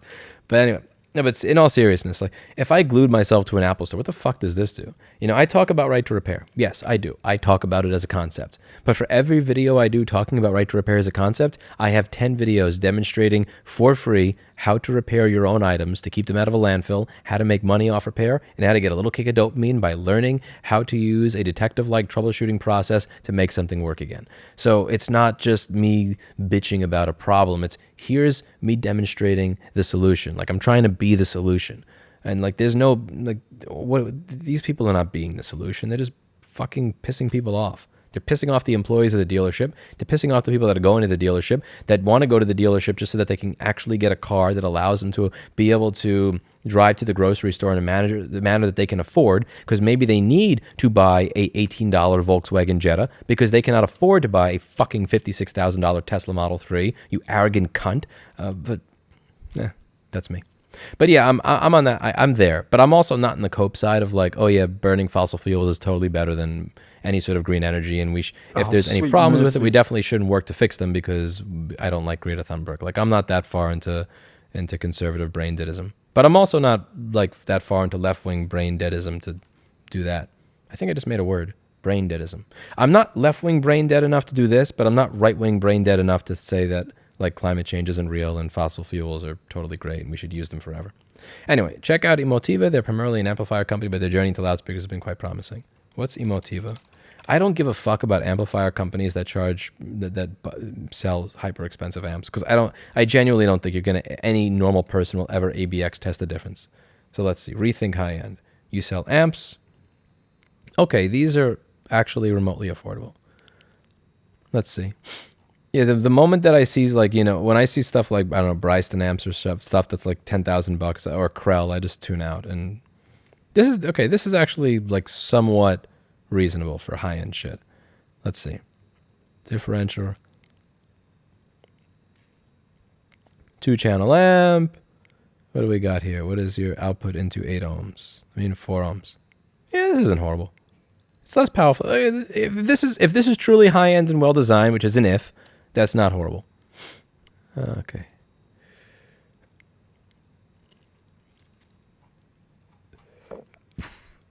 Using electric vehicles doesn't matter if the electricity is generated with fossil fuels. If it is a more efficient way of using those particular fossil fuels, it is. But more importantly, if you say that, well, there's no point in going for an electric vehicle because everything's made with fossil fuels, then, well, what's the point of actually trying to go for green energy because everybody's already using a vehicle with fossil fuels? It becomes this like self-fulfilling prophecy. So if people say using electric vehicles, then there's okay, wait. So if they're using electric vehicles and we have cleaner energy sources, then that makes sense. Oh, but if you say, well, there's...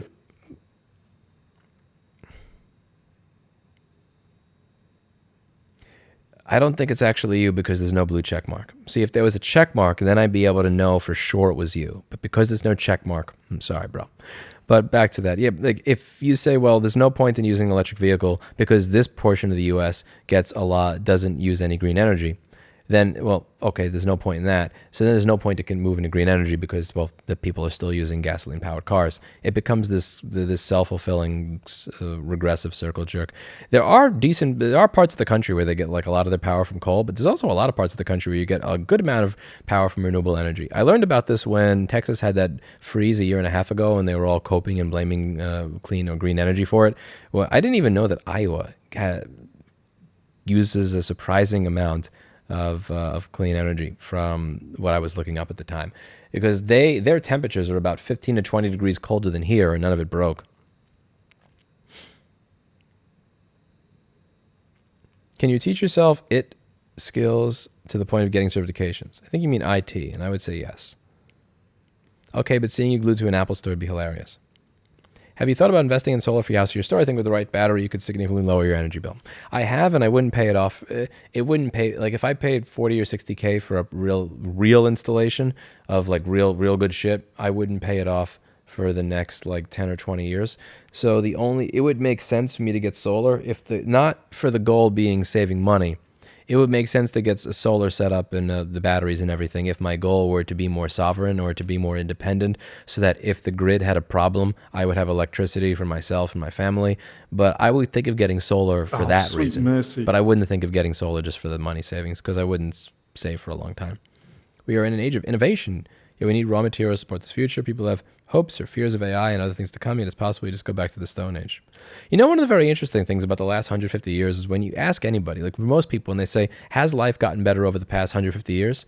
99% of the people that I talk to, they'll bring up technology. They'll say, well, look at all the technology that we have. They won't actually say that life is better. They won't say that our relationships are better. They won't say that our quality of life is better. They won't say that we're happier. They'll say that we have a lot of technology.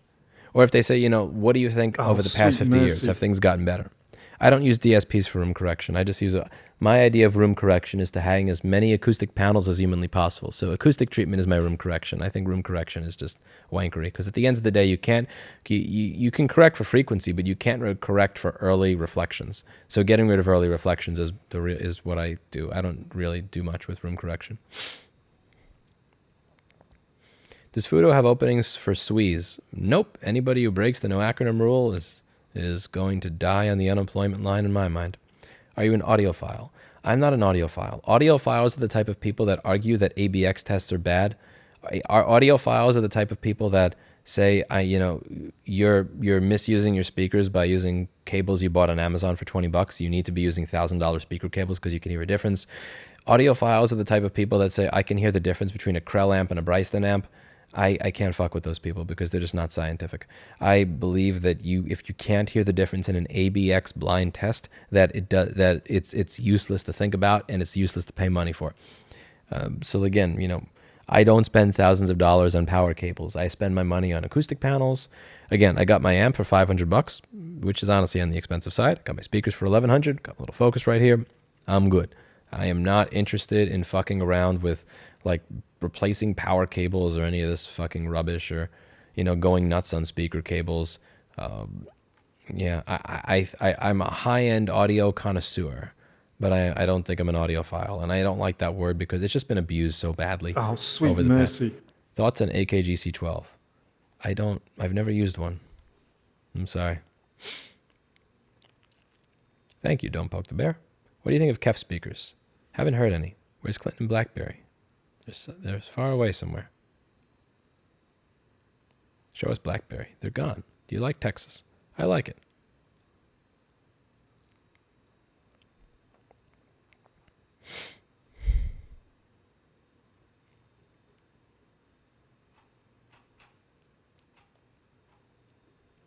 Oh, What is sweet your perspective on mercy. the Framework laptop? I like it.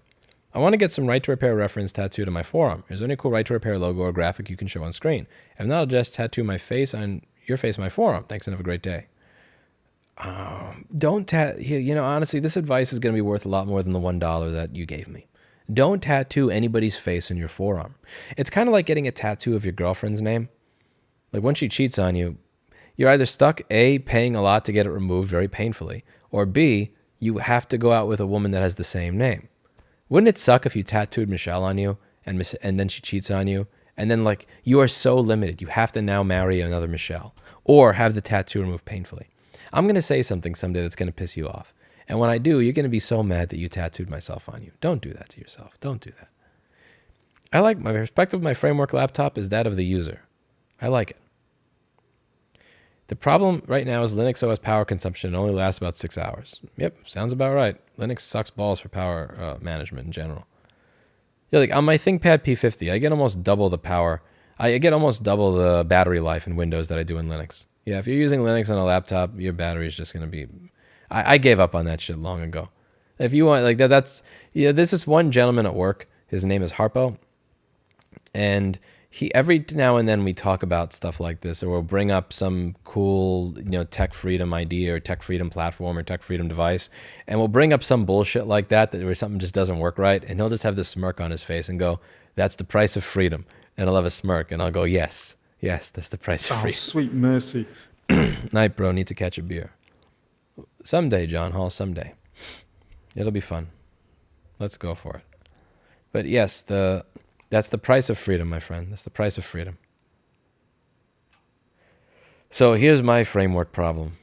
I want a laptop. I want a right to repair friendly laptop, but I also want an OS that respects my freedom and privacy.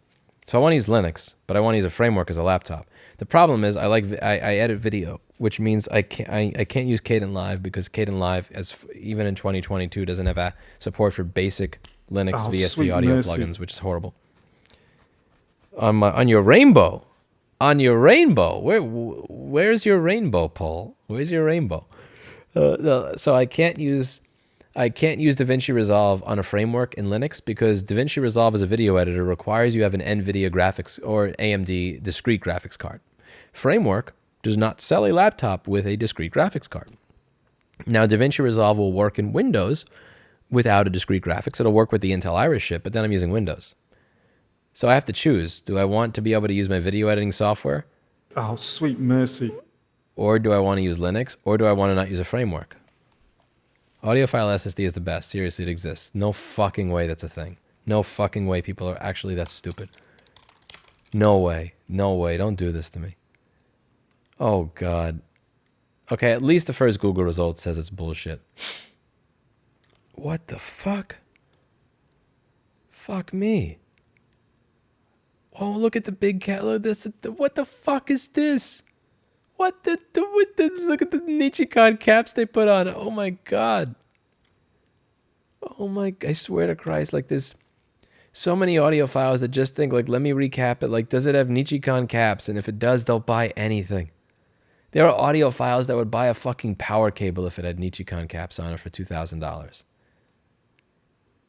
There are audiophiles that would probably buy an NFT of Nichicon capacitors because they think if they have this NFT on the computer that is playing their music, that it will make their music sound better. It's so brain dead. I don't know.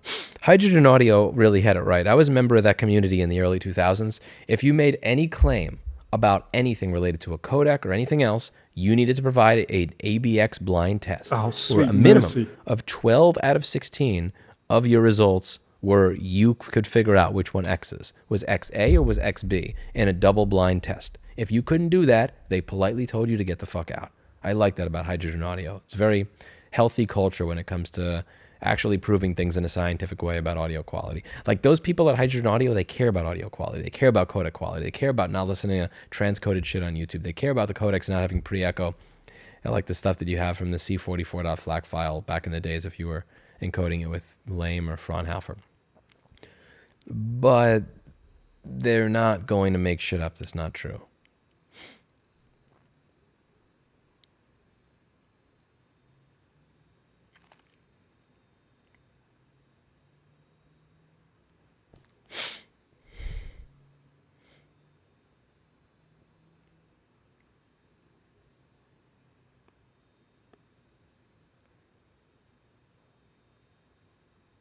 Can you follow the dev of Sonos Xeon? It's a solar-powered EV and still support right to repair.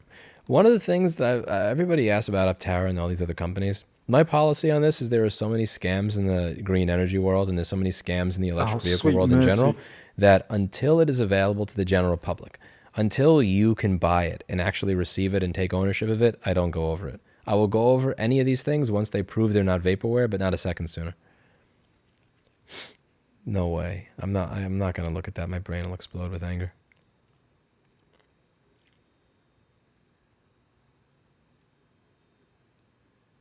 Abby Shapiro, is my mommy something to do with dairy and something to do with religion? Okay, you can go. You can go. Get the Are you with your girlfriend? I am not. Oh, sweet mercy. We broke up 10 months ago. Not sure how likely it is you'll read this. Do you only read super chats? Nope, I've been reading the entire chat, which is why I'm behind by 15 minutes. Favorite brand of microphone? I like Audio Technica, like the 4050 from Audio Technica. It's good shit. Thank you, Scott. Thank you very much. What's your opinion on Lineage OS? I'm not a big fan. It's like it has this spray and pray approach of let's try to be compatible with as many phones as humanly possible, even if we're rough around the edges on a lot of these devices. And there's just a lot of shit that's not like. Do you think advocates of the Second Amendment, NRA conventions would be a good place to advertise right to repair? Same with the 3D printing community and libertarian community. Where can we find the most allies? Libertarian community probably no, because they think regulation in general, the non-aggression principle, they see regulation as a form of violence. Therefore, they would not be for any sort of regulation. What they tend to not notice is that there's a fuck ton of regulation already, and that most companies in the modern era that say they don't like right to repair because they believe in having the least government possible are more than happy to abuse copyright law, more than happy to abuse patent law, more than happy to abuse the patent system, and very happy to abuse the DMCA anytime it would make them money. And that's but if World War III broke out, what do you think the best investment would be long term? I was thinking Pop Funk OS. If World War III broke out, the best investment would be in a bunker. A bunker in the middle of nowhere, somewhere where you could farm and, have access to clean water and, oh, sweet make mercy. your own food and shit. Austenite, any ETA in the workshops. The ETA is when it's done, when everything is done. How can I be involved and help out with that? Also, shout out DGG as fellow Destiny enjoyers. Hello to the Destiny people. I'm still going to hold him accountable someday. I'm telling you, I'm going to hold him accountable for his fucking crimes. I'm going to make him pay. Somebody said recently, I can't believe you still remember this. Oh, I fucking remember Destiny. I fucking remember. My comment on this video, I stand by this comment. Let's see if I could find it. Yeah, where's my comment? Yeah, I gotta, one sec. I'm going to change the window over. But yeah, the workshops, when it's done, I'm going to tell you the same thing that my dad used to tell the French waitress at the restaurant he worked at when he was a chef. When will it be ready? When it's done. When will it be done? When it's completed. When will it be completed? When it's finished cooking. When will it be finished cooking? When it's... Okay. Red Pill Technologist wants Destiny dead after losing a debate. My comment... Top of the video, after baiting everyone with the Jordan Peterson conversation, I can't say I disagree. Someday. I'm too busy right now. I have 2 nonprofits, 2 for-profits, and a full-time job. I am too busy right now. But someday, I promise you, I will hold Destiny accountable for his crimes. It's coming. When he least expects it. When he least expects it. Baiting us with a Jordan Peterson conversation and giving us a fucking Keffel's manifesto. Oh, we're gonna get him. Oh, we're gonna get him. Oh, sweet mercy. What did you go to cheat meal for breakfast or lunch now that you aren't vegan anymore? I don't have a cheat meal. When you get enter a bodybuilding tournament, I don't believe in bodybuilding. It's fundamentally unhealthy. The way people win is they starve themselves of water. It's fucking crazy. It's just the shit bodybuilders do is not healthy. So breakfast, 2 eggs and 2 eggs and avocado, orange juice. Lunch, usually a very, very plain chicken, kale salad. Dinner, steak usually, or this plain chicken with rice.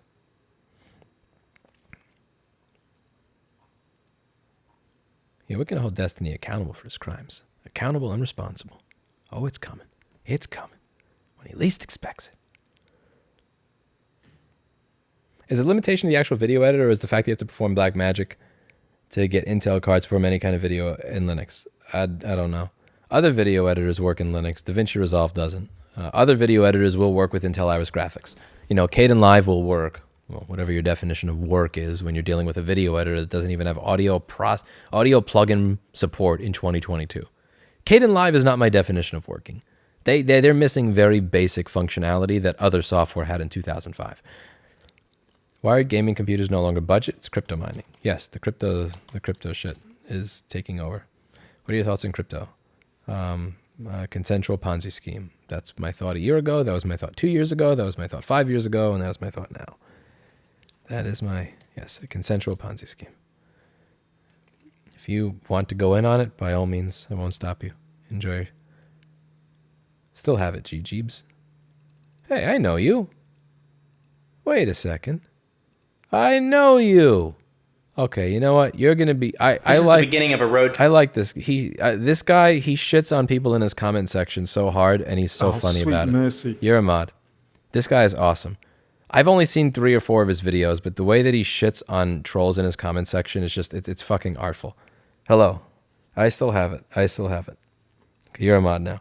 Just checked out the replacement parts after the HP laptop you and LTT covered. Most are still out of stock. Surprise, surprise. Yeah, I don't know. Wonder why I'm black-pilled about those programs.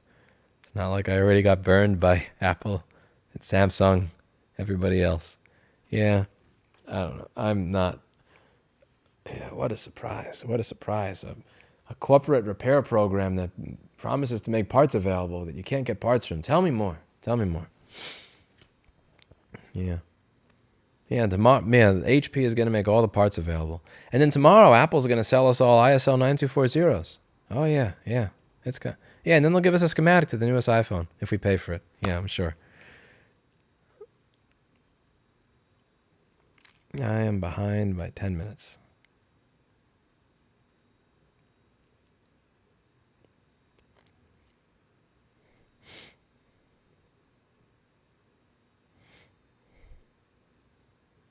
Why the same question over and over, Ashtray? Why? I'm going to be 90 years old on my deathbed and people are still going to be asking that question. Let's see. Go away, Ashtray. Go away.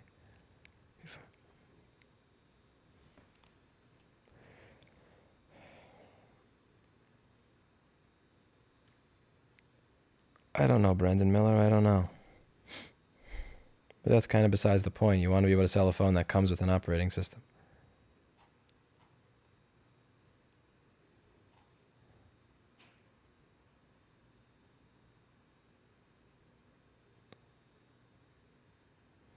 It pisses me off to where I live. The minimum wage is $200.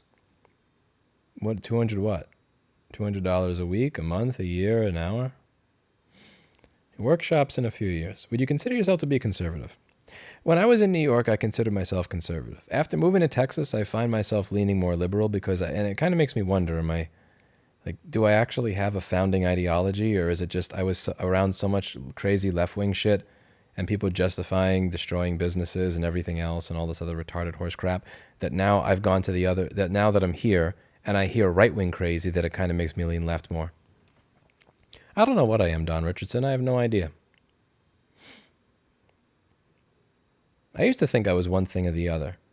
Now, Lex Friedman had a lot of pushback on Destiny when he talked about centrists not having a spine. I don't know.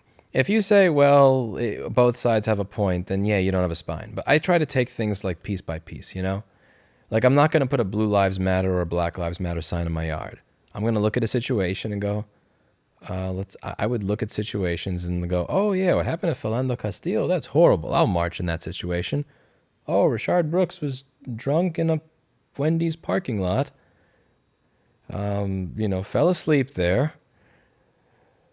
The police were very kind for 30 minutes, talked to him, very nice. When they went to take him in, he fought them, he grabbed their taser, and then he turned around when they said stop, and then they shot him. Sounds like a Darwin Award. I look at these situations, and sometimes I agree with this side, sometimes I agree with that side. I try to avoid doing the whole thing where, I will always simp for this side, or I will always simp for that side. I like to look at the details of things. That's one of the things I always respected about sweet Destiny. Mercy. He describes himself as a progressive, left-wing, social democrat kind of person, and he also says Kyle Rittenhouse should have been found not guilty. He's one of those people that always kind of tries to dig into the weeds of things and often gets fucked for it. But Gizmic Cryptophone Opinions. I have a rule on this channel of no acronyms. So what the fuck is Gizmic? Why do you think I know what a Gizmic is? What the fuck is a Gizmic? Okay, let's see. What the fuck is a Gizmic? I have no idea. Okay, if it's a crypto thing, you're probably not going to be happy. I just assume all crypto-related shit is a scam at this point. If it says crypto in it, I just assume it's a fucking scam.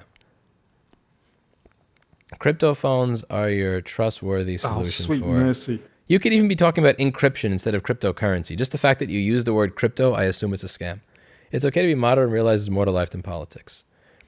I don't even know if I'm moderate. It's just when it comes to any given issue, I try to avoid default into something. The thing is, if you could tell what my opinions are on 42 things, let's say we have 42 things, right?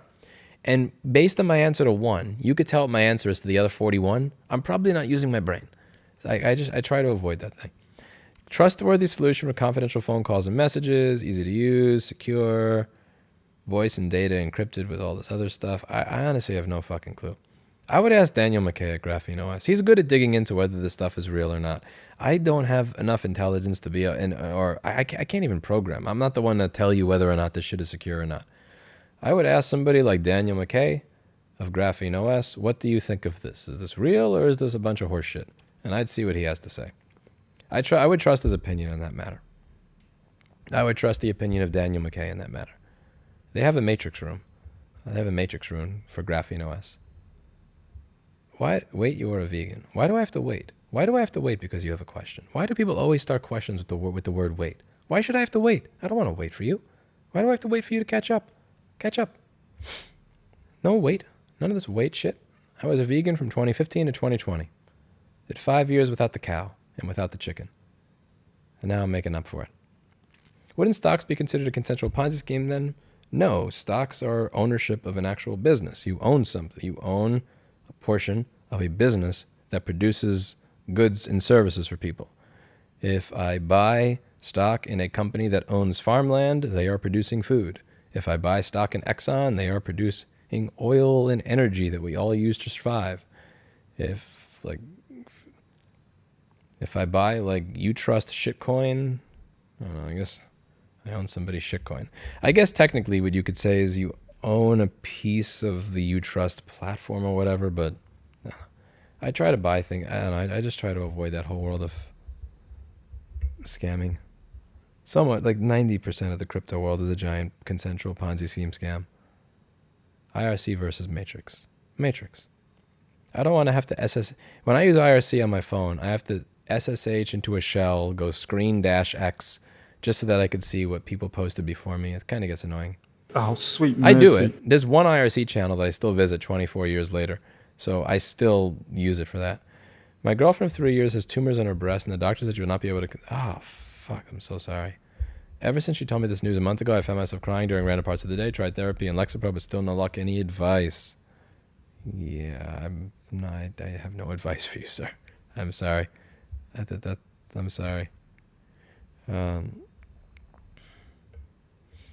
That's harsh. Yeah, I don't know how to deal. I'm sorry, I don't know how to deal with tragedy like that. Oh, sweet mercy. What's always worked for me in dealing with tragedy is to bury myself in work and find a distraction. I don't know if that's going to work for you because I haven't experienced heartbreak, tragedy, or something that's serious. But is business internet in Texas faster or cheaper than New York? And, I mean, I used to have gigabit Fios at home for $80 a month. Now I pay $130 a month for Spectrum, and I get 15 megabit per second up. So there are some downsides. Are you interested in helping out projects that are already established as open source? I'm not interested in crypto. Oh, sweet Are you mercy. looking for small projects? I don't know what I'm looking for. I'm looking for things that, yeah, I don't know. I'm not thinking about work right now, I'll be honest with you. Does the missing O bother you? I will steal your money. With IRC v3, you have history. Maybe your server can update to a newer version. I don't think they're ever going to update to anything. He's probably using the same version of the server that he put on there in 1998. How do you explain right to repair to a right-leaning person versus a left-leaning person, as far as appealing to their various positions? Right-leaning people right now tend to lean a lot towards populism, and they don't like big sweet tech. mercy. I repair old CRTs, monitors, TVs. Have you ever done anything like that? I have never. I've not fixed an old CRT, a monitor, or a television. I'm afraid. I'm sorry. How would you explain right to repair to a right-leaning person versus a left-leaning person? I would say when you buy something, do you want Tim Cook to be the arbiter of whether or not you can fix your own device? Should Tim Cook be the one saying, I'm sorry, you're too stupid to handle replacing the screen on your phone. You may slit your wrists and kill yourself with the broken shards of glass. You know, do you want Elon Musk to be the arbiter of whether or not you can repair something on your own vehicle? Oh, sweet mercy. Most right, if you're talking to somebody, to P, life sucks sometimes. All you can do is play the hand you're dealt or fold. Eli the computer guy actually had a lot of good videos and failed normal about this. Because Eli the computer guy has talked about this for a while. Let me see if I can find it. You know what? I'm going to find this video. I don't know if it's actually going to help you at all, but Eli the computer guy, when he did his first hiatus off of YouTube, or at least off of doing tech videos on YouTube, had a channel called Failed Normal. And on that channel, he actually did a video on adoption. And like the entire thing. Okay, boys and girls. Why you shouldn't ask me about it. Here we go. So I don't know if this video will help you, but I'll give it to you. It's an hour and 3 minutes long, and for all I know, it may be completely useless, but I just figured I'd put it here because it's the closest thing to somebody I know that went through the same thing or something similar. I'm going to post it right there in the chat. What do you think about other M2 MacBooks only working with one monitor output? Bro, if people are buying MacBooks, I just don't know what to say. Yes, how do you explain right to repair to a right-leaning person versus a left-leaning person? Let's see if I can answer this question with a good 30 seconds uninterrupted. I would focus on the personal freedom aspect, and since a lot of right-wing stuff is leaning more populist nowadays, it would just really be, okay, you know, do you trust large tech companies? What do you think of Mark Zuckerberg? What do you think of Tim Cook? What do you think of the owners of Twitter? Everything like that. Okay, so when it comes to most of your devices, they think you're too stupid to work on it. Do you want them to be able to tell you whether or not you should be able to fix your own car? Do you play any video games? You know, I played Street Fighter, Taizan. I played Street Fighter last weekend. I haven't played it in a while, but I played it last weekend, and I used to play Dota a lot between 2004 and 2006. Then I got a job and everything else, and I kind of stopped. I tried to get in 2009, but I was bad. Then I tried to get in 2015, and I was even worse. So I've never really gotten back to being as good at Warcraft as I was when I was a teenager that didn't have responsibilities or a job. So I haven't played it in a while. But yeah, so when it comes to right-leaning people, I just, even if you don't, you know, if they believe less in regulation for big business or anything else, I just usually, I aim for the right-wing populist rhetoric kind of thing. Like, and your average farmer in Nebraska really doesn't want Tim Cook to be the decision maker and whether they get to maintain their own personal property. It tends to go against their mindset. It tends to go against their what's the word I'm looking for? Their personality traits, their disposition.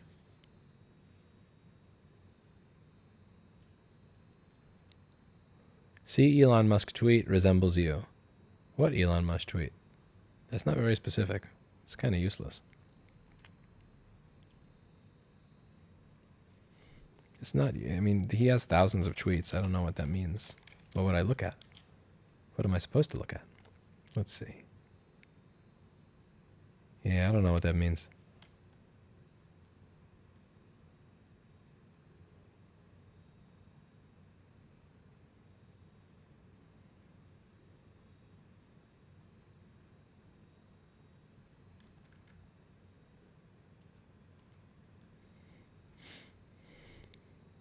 Blender Video Editor works on Linux. Yeah, if you have a PhD. If you don't have a PhD, you're just gonna... No. Blender is confusing. No way. I don't want to get a college degree to use a video editor.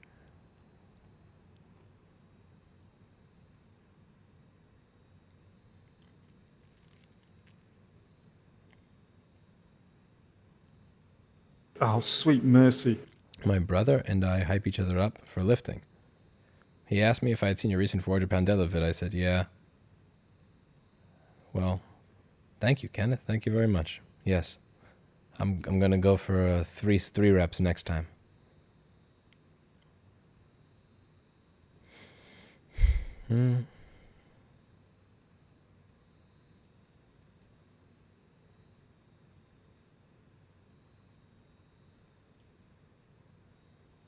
Mr. Clinton, where he went from left to right without moving.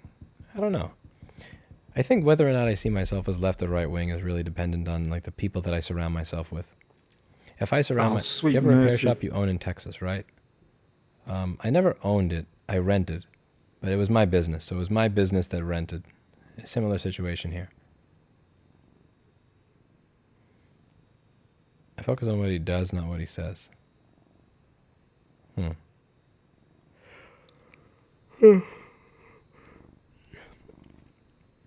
It's weird because he has Elon Musk, like he says a lot of bullshit, but he fucks up your bullshit detector by actually doing some of it. He does just enough of it to confuse you and to like confuse and miscalibrate your bullshit sweet detector. Mercy. I have a successful shop, but I want to move out of state for my own sanity. I'm torn between waiting around for a buyer to sell it or just cutting it. I mean, most repair shops, I'm assuming when you say shop, you're meaning shop like mine because you haven't provided context that would allow me to know what type of shop you have. Nobody's buying this type of stuff. I mean, unless you're eye cracked and you're lucky to sell to Allstate or something. You know, you're not selling a small business repair shop with a few employees that removes viruses and fixes liquid damage, in my opinion. So if it's driving you nuts, I would finish it off and find something else to do with your life. Or figure out if there's any way that you could, even at a lower profit, have it run without you there so that you're making less money but you haven't given it up. When or if do you think plastics will be replaced by something non-harmful? I'm referring to being hazardous and stick around forever like microplastics and others you can cause. When somebody comes up with something better, same as with oil. When you come up with something better that's just as cheap, then it'll go away. Until then, it'll be used in everything. And again, there's no amount of this fucking gluing yourself to the floor shit this isn't gonna produce any change. This just pisses people off. This is annoying. This is annoying. It's when somebody comes up with something better. I'll link to the channel I was talking about before. I love, like, sometimes watching this guy shit on his audience. I forget the video where he does it, but it's just so smooth. It makes me laugh. I love it. Like, people say stupid shit and he just says, fuck you. It's beautiful. It's absolutely how it should be. Oh, sweet mercy. Topic for next rant video. One wheel. Gonna have a talk with Josh Haley about the one wheel.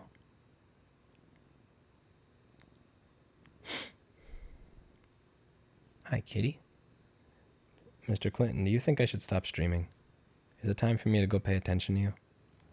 Shit, I have to be up in like 5 hours. Why did I stay up till midnight if I have to be up in 5 hours? That wasn't very smart. Clinton, do you want me to pay attention to you, boy? You do, don't you? Okay. I'm gonna cut this stupid shit out, this stupid YouTube streaming nonsense. And go pay attention to my cat. He's a good boy, isn't he? See what a good cat he is? He's a really good boy. He's absolutely a good cat. He wants attention.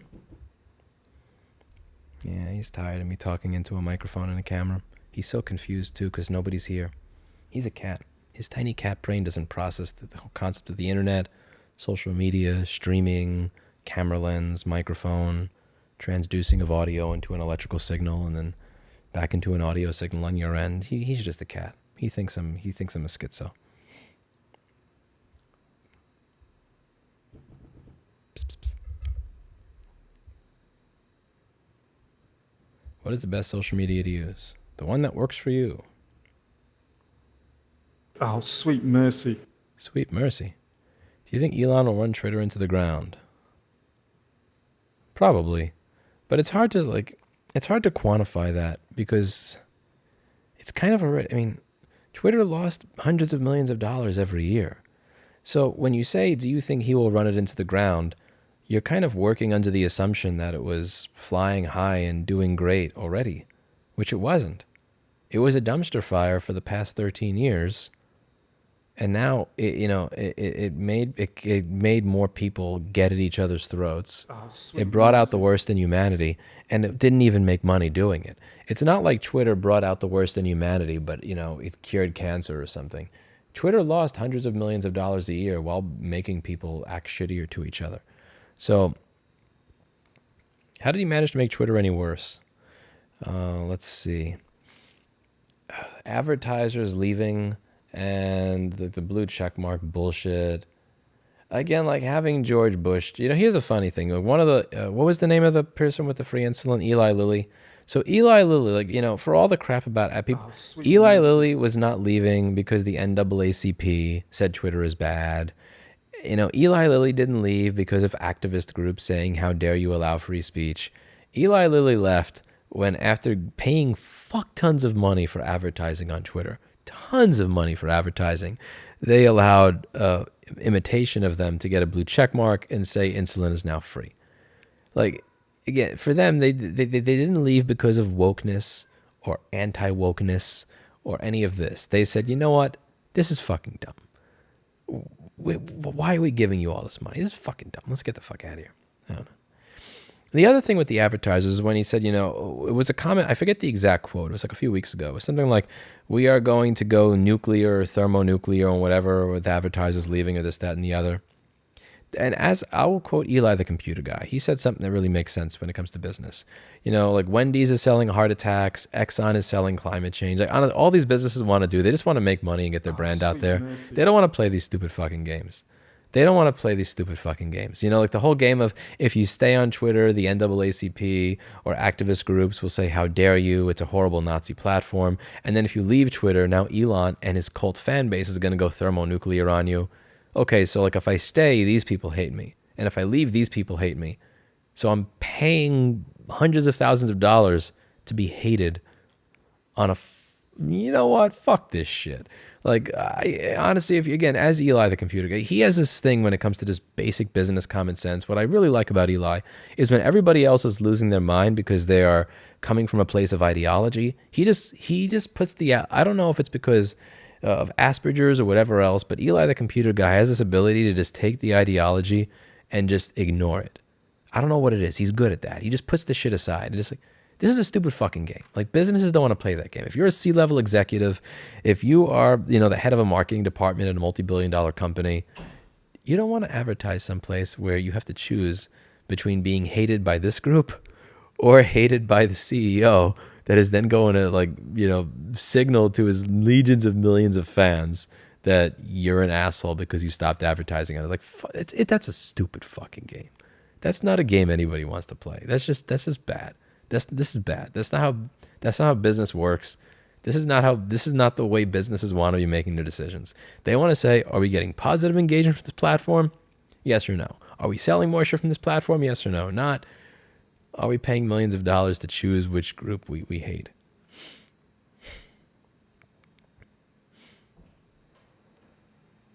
Why did states put retirement funds in Twitter? Did they? Give me a citation for that. It's hard to believe any of them are that stupid, but you never know. Maybe I'll see if Fudo will help me start an open source equivalent of Twitter called Shitter. With that, we will end the day. Okay. I'll see you all later. Thank you for joining the stream. It was a pleasure having you all here. Blue check mark should have been $100,000 one time. Mercy. Cheap for brands and affordable for trolls.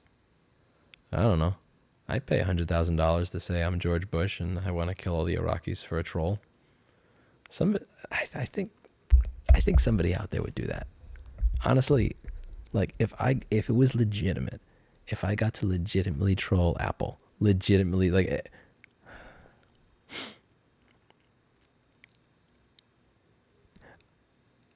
I would pay $100,000 to pretend I'm Tim Cook and say schematics are free for all. If they're not, I'm selling all my stock. I would do that. You underestimate the value of a quality troll, sir. The problem is that with how badly that platform rolled out, the blue check mark doesn't have any value. So I wouldn't even pay $8 for that fucking troll. But if the blue check mark had value, oh man, 100K for that, that's cheap. Anyway, $100,000 for a troll, fine. Reaction, look on his face, priceless. With that, I'll see you in the next video. Bye now.